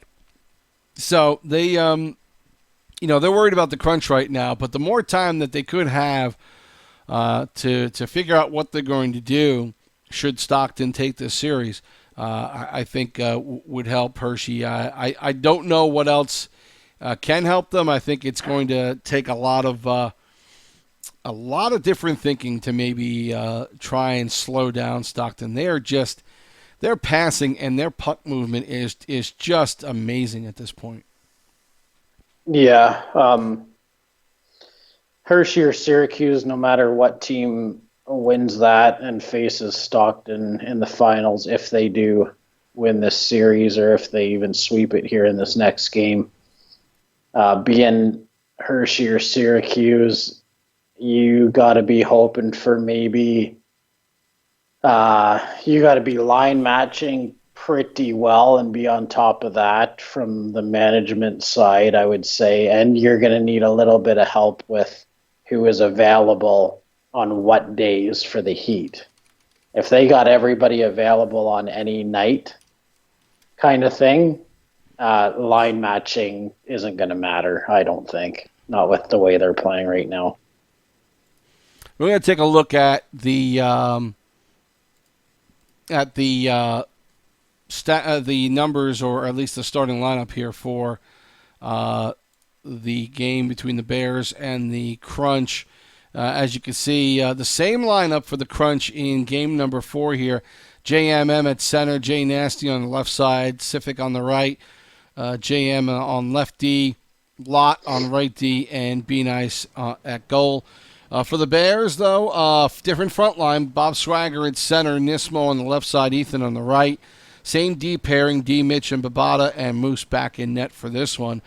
And, again, if you look at the last game, as much as I love Orioles and Fairman and appreciate what the Nightman's been able to do for us, this line of Swagger and Nis and Ethan is an incredible line, and the Crunch have their hands full for them. Let me bring on Prince Azus, who joins us now as part of the broadcast. And Prince, how you doing, buddy? I'm alive. Well, that's always Welcome good. aboard, Zeusy. That's pretty much it, man. I'm alive. That's what's up. So you're watching any of these games? What are you thinking so far about the playoffs? They're actually not what I expected. I had figured that the Crunch were going to go up early, the way that Stockton went up early on the Wild. Okay. I figured the Wild-Stockton matchup would actually be closer than the Bears-Crunch matchup. And it turns out that's the exact opposite. So, I mean, aside from that, a lot of names are stepping up from, like, the Ashes and just taking advantage of the opportunity they have in front of them to actually win a Calder. And, you watch, we were just talking about the Heat, how they have jumped out against a very good Wild team to a 3-0 lead in this series. Let me get your opinion. Crunch of the Bears have any chance?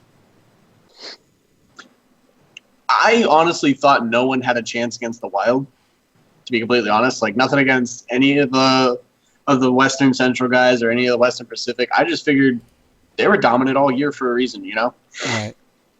And to see Stockton manhandle in the way they have in these 3 games, I don't know. Like, I pity the fool that has to go into that fucking matchup, to be honest, whether it be the Crunch or the Moose, or not the Moose, the Bears.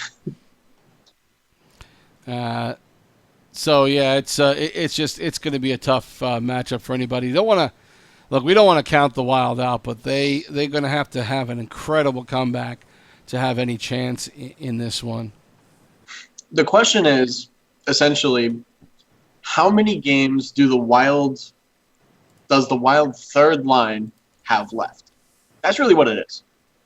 Right. Because if the Wild's third line has either already played their 2 games or they can manage a winnable matchup for them, then the Wild have a very good chance because their top 2 lines are no slouches by any means. How many games has Durst played for Iowa? Sorry, I just don't have it in front of me. Yeah, I'm not positive on that just yet. 1. 1. Okay. Okay. So I mean, they basically have all played 1 game. So if the Wild can get favorable matchups now that hate to say it, put it this way, they've been beaten 3 times. They've got favorable matchups the rest of the way. They basically have home ice advantage for Game 5. And then for Game 6, you know who's going to play because you've already seen who plays in Game 4, and you see who's going to play in Game 5. So you can make the judgment call after today, if there is a after today, and you know who's going to play tomorrow in both games and in which game they're going to play in. So that's one of those things where it's a possibility that the Wild have the ability to turn this around, but they got to win this game upcoming. If they don't, then I'll join them on the golf course tomorrow. The games are about to start. Teams are gathering. Before we do that, let's bring in the Flyers 1992 who joins us, the goaltender in Game 3 just now for the Stockton Heat. And Flyers, thanks for joining us. Appreciate you being here with us. No problem. Thanks for having me. So, another solid game, another entire team game. And that's what I've been talking about with the Stockton Heat. You guys just have an incredible team confidence and the way that you guys work with each other, the way you work with the defensemen, the way the forwards come back. It just seems like you guys have been synced all season long. Is that kind of how you see it?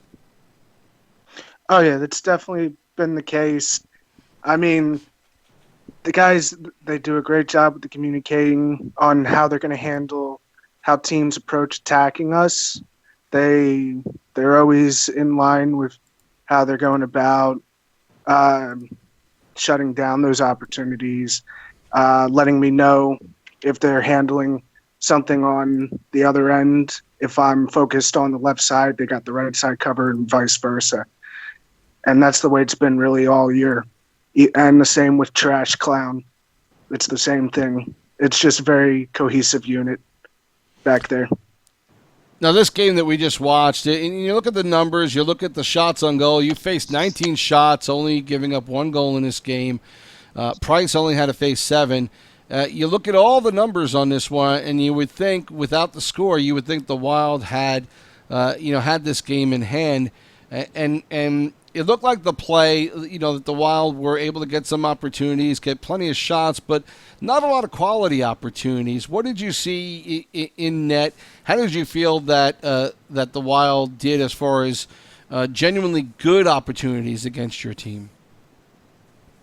The main opportunities that I was seeing were coming off of plays down behind the net. If they got the puck deep, it seemed like their forecheck was very strong, getting behind the net, working opportunities out to the front, or attacking by the wings during the rush. But the defense did a solid job at keeping the play to the outside or in the high slot, not really down low near me, preventing the high percentage chances. Right. To say. And so you guys are up 3-0. Confidence pretty high right now in the locker room? Oh, man. Everybody's ready to go. They just want to get this game going and try to close it out. But, you gotta take it period by period. Sorry. No. Go ahead. Oh, no, that was pretty much going to be it. It was going to be just, at this point, work it period by period. You can't win it in the first minute. You got to win it after 60 minutes of solid play. Sure that. Out of, we've basically all been asked this question except for Sibs, but what's your take on it? What do you feel of the challenge from the East side coming after this round? Who would you rather play against, the Bears or the Crunch? Oh, man, putting me on the spot, huh? Do you want to play against TSibs or you want to play against Beyonce? You can be political and say, hey, Honestly, look, they're both really good teams. Or you could be a man about it and say they both suck. Well, no. I'm going to be honest here. As a goalie, I want to face you, TSibs. Go for it all. All the marbles down and just go for it. TSibs, Trash Clown, Moose, Flyers. What a matchup. Yeah, as a Ranger fan stuck in Pennsylvania, I would really hate to lose to a guy named Flyers. Listen, we're gonna let you go. The Bears and the Crunch have started up, so we're gonna go follow this game. But listen, thanks for joining us, and good luck the rest of the way. No problem. Thank you again for having me. You bet. Flyers 1992 joining us, winning goaltender from Game 3, as the Stockton Heat have gone up 3-0, and now the Hershey Bears going on a power play here in this first period, and. Again, an interesting lineup. Certainly interesting for the Stockton Heat to go with the same guys. Again, I think they really had no other opportunity. Obviously, they had to start them. But going up against this front line for the Bears could be a big challenge. At this point, Sibs, I actually have to abandon you as well. Okay, listen, Zeus, thanks for calling, buddy. Good luck, and we'll talk to you, okay? Definitely. Have a good one. All right, take it easy. Prince of Zeus taking off now as he was able to join us for a little bit.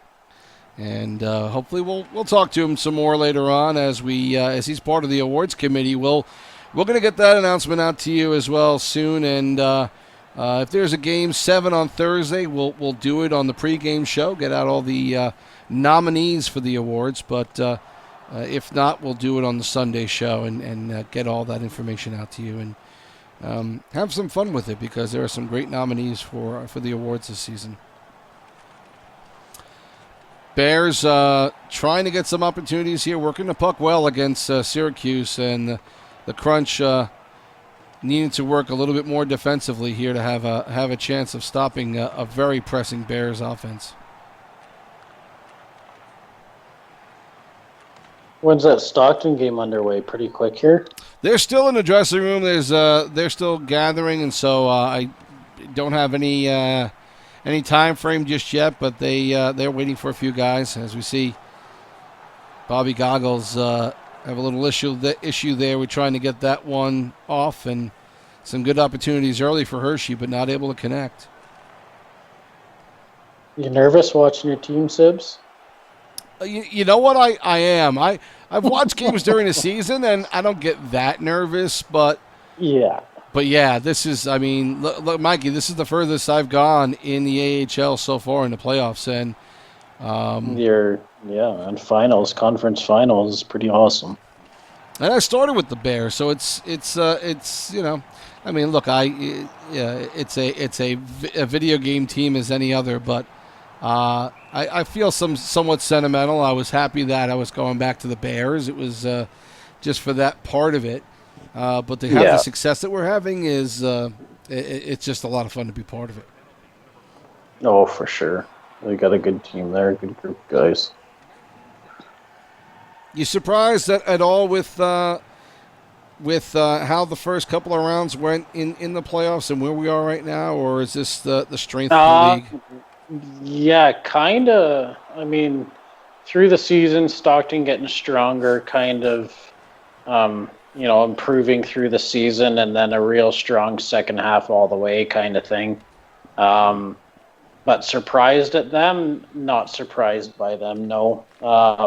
Hershey, I expected to do pretty well. Syracuse and Iowa were two teams that I figured would be going to conference finals right from day one, so... I mean, for the most part, this has kind of played out how I was thinking from kind of day one. No surprises, really, in my eyes. Like, I'm looking at each division, kind of probably what you'd expect for the most part is what we're looking at. First period winding down so far. It looks like Hershey's had the best of the play. And again, another good opportunity out front as we hit the 1 minute remaining mark in the first. And I don't know what the numbers are, but I would think they're heavily in favor of the Hershey Bears with time on attack and shots on goal. And we'll see that after this period is over. Still not much happening with the other game yet. Random question, TSibs. Are you going goalie again, season 5? Yeah, I think Bob Swagger would probably heavily suggest that I do that. I've played some club games with him recently on D and as a forward, and I think he would tell everybody else don't bother on TSibs because it would be a tremendous waste. I mean, it was ugly. I'm not a bad defenseman, but. Forward, I would have to learn to play in a system and really understand. I have a lot more, understanding for the forwards in this league. To have a good system and to understand where you need to be with your line mates, which never happens in a drop-in. That's a lot tougher when you're doing it day in and day out, and to try and do it in the league. It's a challenge. Yeah, no doubt. I'll just a little plug here. The Mikey D Nasty is going to be making a change. He's going to goalie for season 5. Oh, I've seen you play a lot lately, so I'm not shocked. What was the thinking there? Well, my season 2 in the CHL, I was left wing. I enjoyed that. That was fun. And then season 3, season 4, I went back to defense just because I like defense more than I like forward. I understand the positioning a little bit better. And then heading into season 5, I've been playing goalie. I like it. It's a lot of fun. And I just thought, I've played forward, I've played defense. Now I might as well drop back and play goalie for a season just to see. Not bad to check it out. Hey, Dead Soul joins us again, and we just saw another goal similar to what we saw in Game 3, where get the puck on the net, and Nismo was there to poke it home. Yeah, you guys can hear me? Yep. Perfect. I just said my mic was quiet, so I just want to make sure. Yeah, this game, I just started tuning in, but I mean, by the looks of it, it looks very similar to the last one so far. Not much scoring going on in the early first period there. I guess they're just getting on the board now. But it looks like the style that they're playing is exactly like they were playing in the previous game. Such an advantage for the Bears defense to, unless Syracuse changes up a lot, they know what they need to do to keep them in check. And I don't know if I've seen much change in what Syracuse did in the first game so far. No. Is that a biased opinion, Sibs? Yeah. could be, but no. I'm just fucking you. No, I mean, effectiveness is one thing. I'm just talking about the general style, and I don't know if anything's really changed much. I think they have to treat it just like the Bears are treating it. Get shots on net. Get something on net. Oh, That's, wow. What a shot. What a play. D-Mitch with a great... Just comes in. I will say, TSibs, as you know from being a goalie for as long as you've been a goalie in league play, the amount of things that are just in the game and part of EA, bounces and odd deflections and just the funny things that happen with the puck when you're a goalie in this game, I have always found it to be of benefit to just get the puck on the net.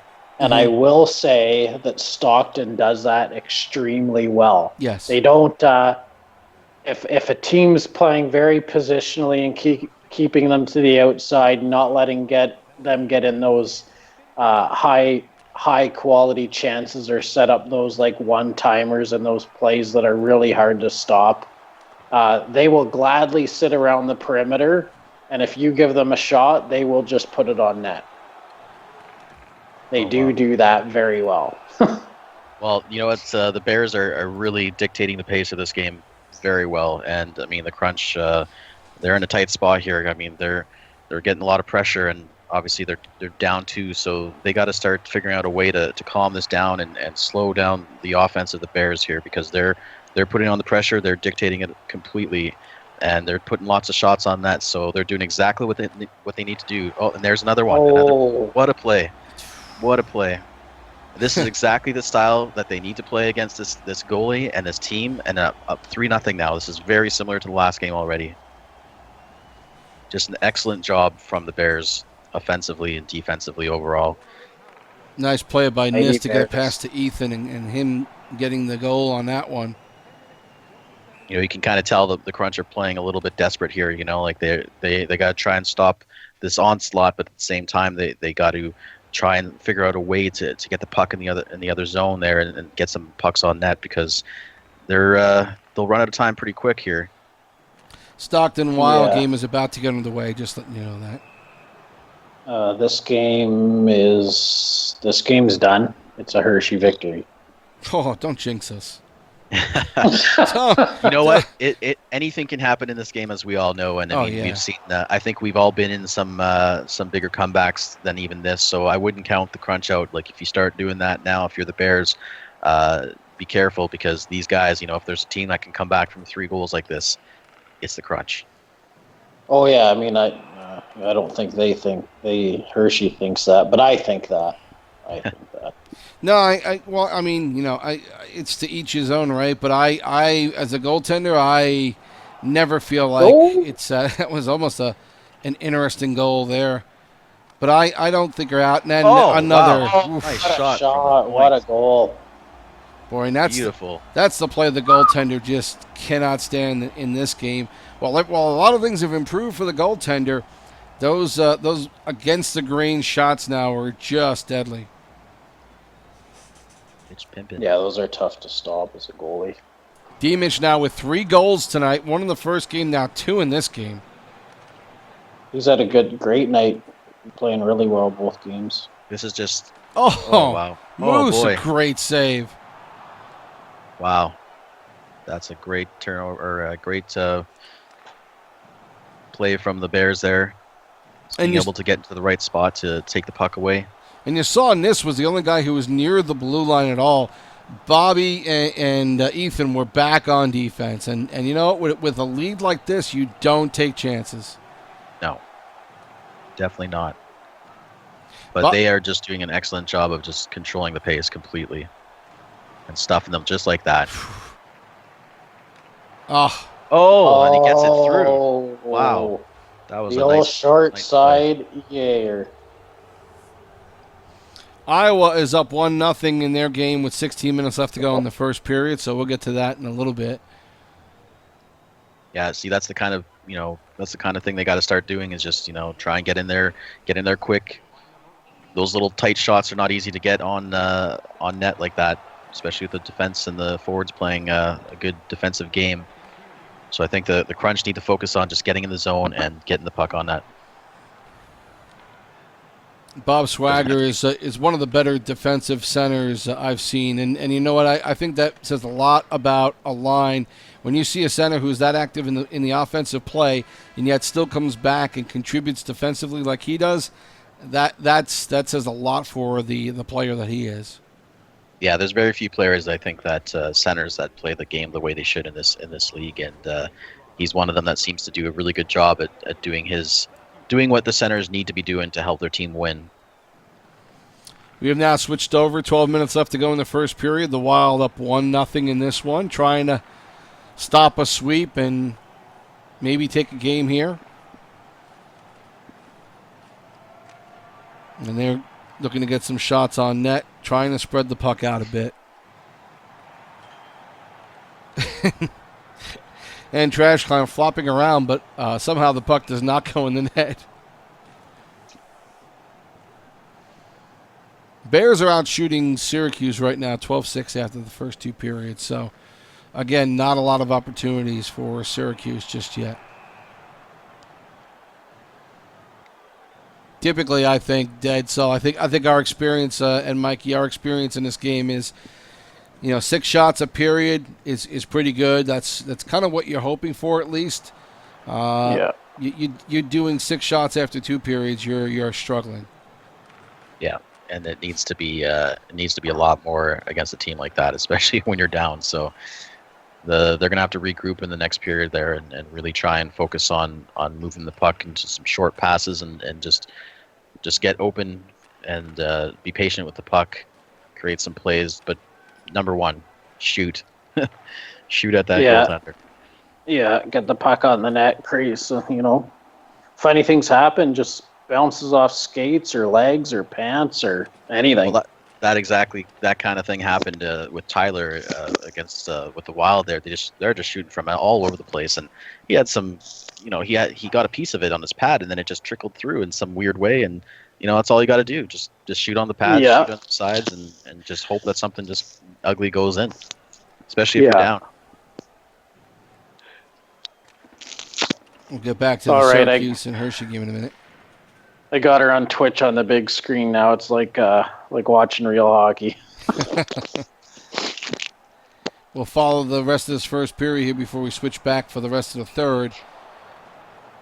So far, the Wild are doing what they got to do. They're up 1-0, and they're just going to try and stave off the Heat from getting in their zone and just not let them have any good chances like they did in that last game. Because it will be their last game if they don't keep this up. And again, something else that Stockton does a lot of and does it well is they are so good, every one of their lines, so good at anticipating when that puck is about to come out of their zone and start back the other way. There's always one, at least one, if not 2 guys coming the other way. Good save. Yeah. Good play there by Skyhawk to cover that up. Yeah. Penalty coming up on Stockton now as the Wild will try and regroup and get an opportunity here before the penalty is called. Big chance here. Huge chance if they can convert on this power play. Nice passing into the zone. Oh, my goodness. Beautiful. Wow. What a shot and what a play. Nice passing. Boy, some great patience too, guys. They didn't just give it up and wait for the power play to happen. They got Skyhawk out of the net, and look at that backhand pass.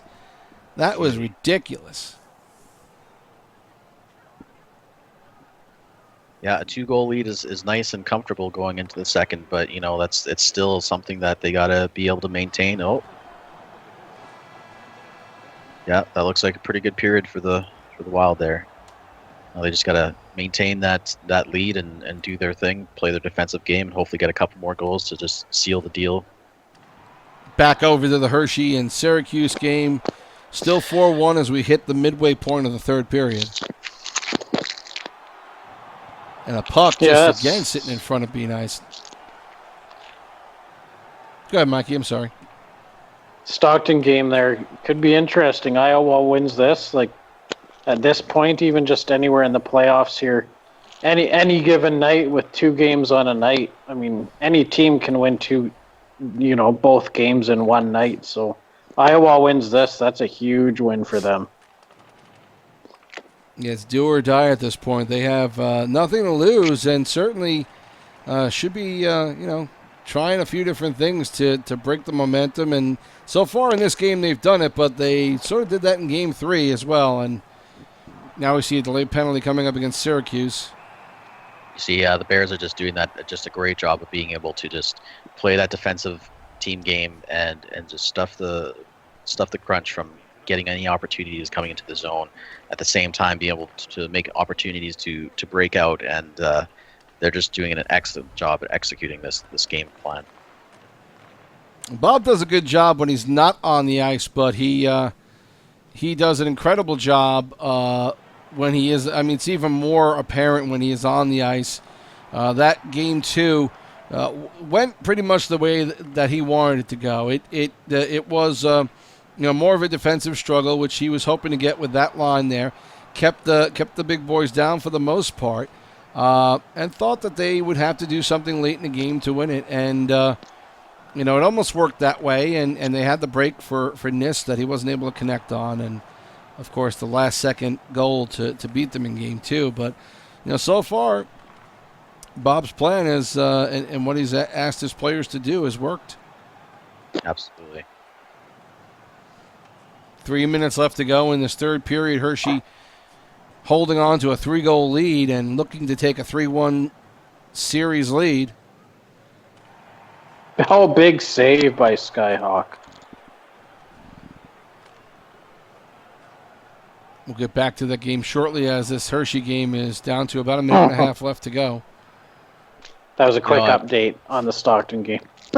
I am a little surprised, but not surprised at the same time. I mean, I know I made my pick to be the Crunch in 7, but so far, I mean, the Bears have really made it a very interesting situation that, I mean, I wasn't necessarily predicting, obviously, but it's not surprising, though, because they're just an overall a great team, and you guys just have such good goaltending and defense and a very potent offense to go with that. And clearly everybody is playing on the same page, and when you got that everybody clicking like that, it's almost unstoppable, and they're just doing a great job at dictating their play, their game.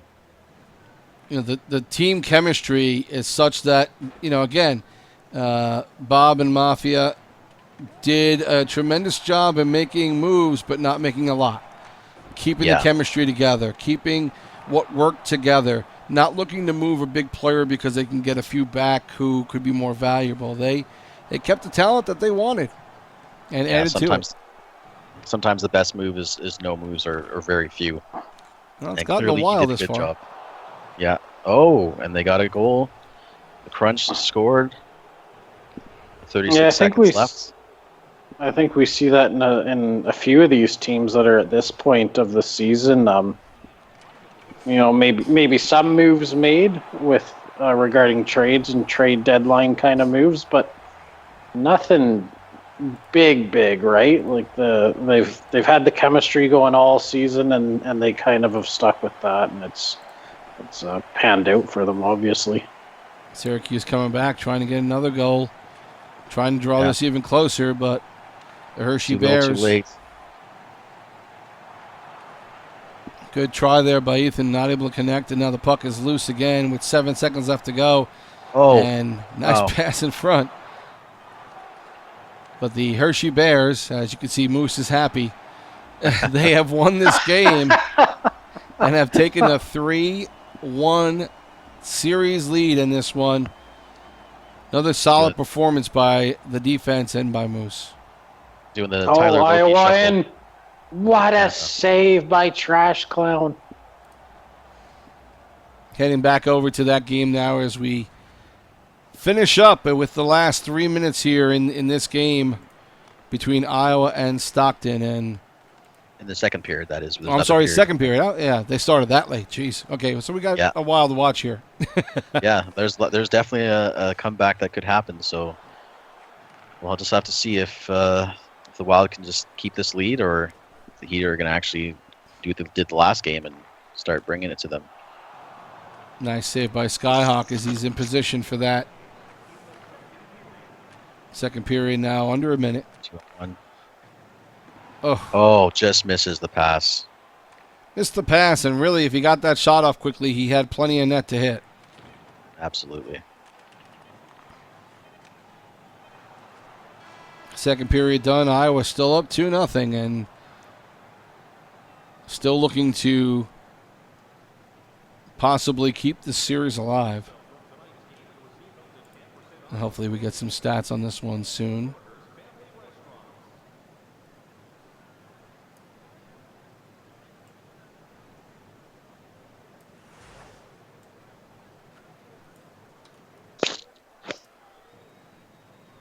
Got to commend you on your skills of being able to juggle all this, let alone just have one game that you're looking at a couple and just juggling all these screens and everything. It's a lot of work. So thanks, Sibs, for going out of your way to do all this technical work and you take up your time. And it's pretty fun to be able to do these things. And I hope everybody out there appreciates it as well, because the fact is this is not easy work. To do this at all. So even with 4 monitors, it's a bit of a hellish thing here.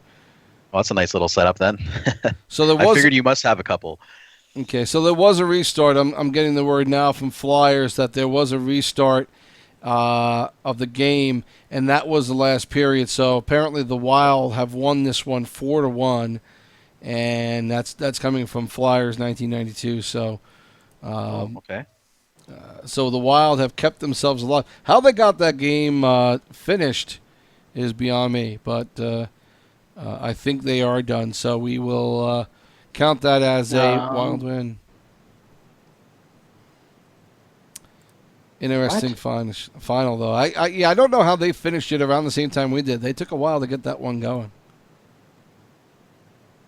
Well, it looks like they've kept themselves alive, which is not too much of a surprise to me. Obviously, now the ball's in their court to be able to bring it back and try and even up the series as quickly as possible. So tomorrow's a big night for them, and they're going to have to be ready for what the Heat's been bringing them, because the Heat seem to really know how to play this team and to exploit their their weaknesses.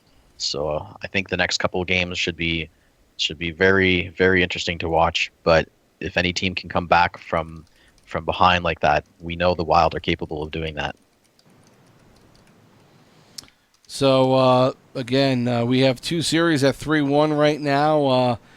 Could both of them close out tomorrow? We'll see. The Crunch obviously are not going to give up on this one that easily. We know how they've had to battle with the Sens in this and in this playoff series, and that was no easy team to deal with the entire way through. So we will, not see them go quietly, I'm sure. I think right now, again, these 4 teams are so good that, a comeback is not out of the question. And so I think it's definitely worth watching these again tomorrow. We won't be on the air tomorrow with a broadcast, but Should there be a Game 7 on Thursday of any kind, we'll be on to call it. If there's 2 Game 7s, we'll do much like what we're doing tonight, and then hopefully get a chance to bring you all the action and the commentary with it as well. Again, 1 game at a time for the Wild, right, guys? I mean, a win here, and then you try and figure out what you're going to do the next game. It's got to be incredibly tough to keep these guys looking forward to the next game. But I mean, there's really not much else they can do at this point. Yeah, the focus is 1 game at a time, and it's not a fun position, like I said before, to be on the outside looking in for being behind, and having 1 game can be the determining factor whether your season is done or not. So there's more pressure on the Wild right now, and so I mean the Heat have that advantage, but at the same time, sometimes when you corner a rat or whatever, you might get some fight back, right? So when you corner a bear, yeah, or in this or a snake, or a snake, yeah, yeah. Exactly. So a snake, yes, exactly, with the Wild, but. It's going to be. I'll be tuning in tomorrow for sure. That's going to be some good hockey to watch, and I'm interested to see what lines are going to be put out for those games. And obviously, we got the Bears and the Crunch that are very close. I mean, the Bears could close it off tomorrow as well. So, what will the Crunch do for tomorrow? Are they going to be able to regroup and get their head straight and be able to kind of find a way to get past this really, really heavy defensive style of play that the Bears seem to be doing, and obviously the really good goaltending that you guys have? They're just, it's frustrating. It's frustrating for any team to have to deal with that kind of thing. So I'm hoping that the Crunch find a way to win, so we can see this series go on a little bit longer. But I know obviously Sibs, yourself and your teammates would like to finish this off as quickly as possible. So for the sake of everybody else watching some good hockey, I hope it continues. Yeah, obviously, I'd like to see it be over soon, but I'm going to ask this probably at the end of every one of these broadcasts where we're showing games. Are we still thinking? I'll start with Mikey and then go to Detzel. Are we thinking that we're seeing the best playoff action in the 4 seasons that we've seen so far in LG, AHL, PSN? Speaking for the seasons that I've been in the AHL, last season and this season, I think so. Yeah, I mean, right now I'd say you got kind of the teams that maybe people expected or had the eye on to be right at the top. Solid defensive teams, great goaltending, some great firepower up front through all 4 of these teams, and all these games right through the playoffs have been really great to watch. I think this is the best that I've seen in my experience from keeping tabs on playoffs through the seasons I've been involved in. Yeah, I mean, we've seen, I think, like we've said many times before, the best and the most parity so far in this league, in the AHL, than we've seen in any other season. And to have all these top teams be competing like they are and just have such solid lines through the whole way, it makes for, I think, the most exciting hockey, because people are really, like, the teams are really starting to mesh, and the more experience that these guys have with one another and how the league plays, it just lends itself to making for a better team style of hockey, and certainly better hockey to watch like this, where you actually see these teams start to have all this chemistry, and especially this late into the season when we're in the playoffs, everybody's just at their A game, and the frustration can get pretty heavy pretty quick when things start to not go your way. But I'd have to say this is the best series that we've been seeing overall throughout the entire playoffs, throughout the 4 seasons that we've had so far. I think it's kind of cool seeing the probably my favorite part of LG and how things have shaped up so far through the PSN side is seeing the guys move on that you've played with from season 1 or season 2, kind of from the beginning, and you're not seeing everything somebody does as guys kind of different teams and hop their way through the leagues and everything, but it is really neat seeing a name pop up here that I remember that guy from season 2 or whatever, and you see him up there in the scoring, or a goaltender playing really well, and that's pretty cool. I mean, you got a lot of these guys that have kind of been in the same league and moved on season to season kind of together, and some of the teams like Iowa that have managed to keep a good chunk of their guys from a previous season. I think that's really cool too. Take a quick look at the stats from the Game 4 of the Bears and the Crunch. As you see, Final 4-2 shots on goal, 19 for the Bears, 12 for the Crunch. Time on attack, 756 to 453 in favor of the Bears. Big tell right there. A lot of penalty minutes on the side for the Crunch, and so game relatively maybe what you think would have happened in this one. Nismo goal and assist, same thing for Ethan. 2 goals for D-Mitch, a couple of pretty goals, and Bob Swagger, 1 assist, but his quarterbacking of that line and the defense that he played more than makes up for only having 1 point. He is that guy who really is the glue out there for his line and plays some tremendous defensive center. So the Bears again taking both games tonight, taking this one 4-2 and the earlier shutout of 4-0, and they find themselves now up 3-1 and hoping to close it out with a Game 5 tomorrow night. Yep, it's just an uphill battle for the Wild now in the Crunch. So those are the teams that need to regroup and just kind of maybe look back at these games and see what they could have done differently, what they need to do to change things up to adapt to the style that they're being thrown at them. So, they have their fate is in their hands as well, and they need to step it up and just play the game that they know they can play. And we'll see if one of these teams are going to be able to figure the other one out, and maybe we'll see one of them gone tomorrow. Any final thoughts, Mikey? No. They know what they got to do. You got to win or she's done. That is that. Not much else is there, right? Not at this point. No, you got to, win or it's over. Well, we will possibly be back on Friday if there is a Game 7.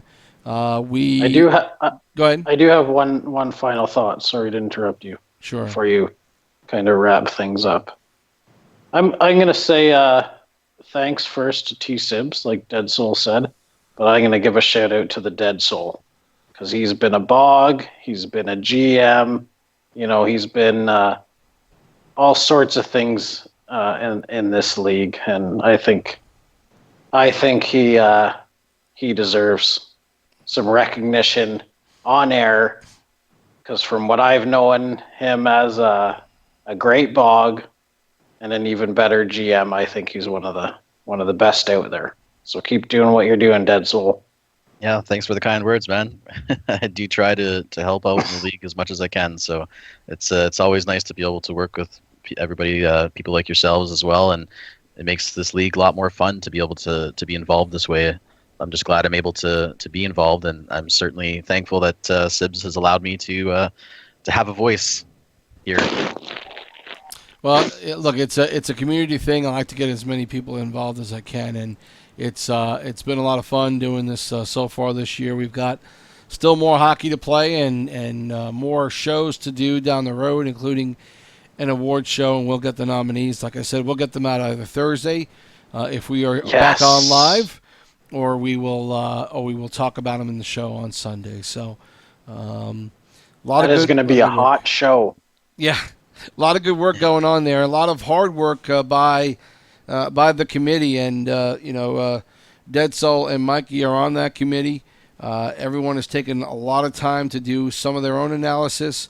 The statistician should be commended tremendously for the amount of statistical analysis that he's been able to put together for us and give us a good insight as to what the guys have done. So, yeah, it's going to be a lot of fun to talk about these awards, and we all 9, 10 of us on the committee are going to wind up talking about that this weekend. So we're going to be picking them.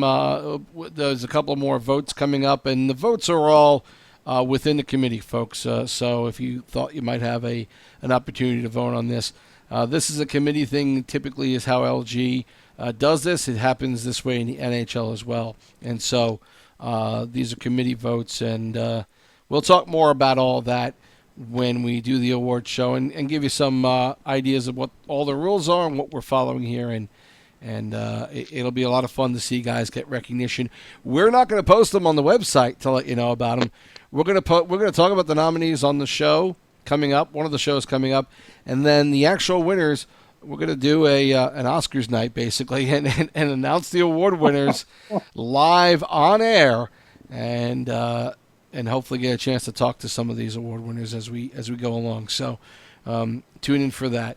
Again, thanks to Mikey D, to Prince of Zeus, to Moose for coming on, to the Flyers 1992, Biggie Biggs for pregame interviews, and of course, thanks big time for Dead Soul for being here tonight for most of the night and helping out. And we are going to be back soon, hopefully, to talk more games and maybe we'll get a Game 7 on Thursday, but both series at 3-1. Kind of hard to figure that might happen, but we'll see how this works and whether or not the Wild and the Crunch can make their way back. Thanks, guys. We'll talk to you again soon.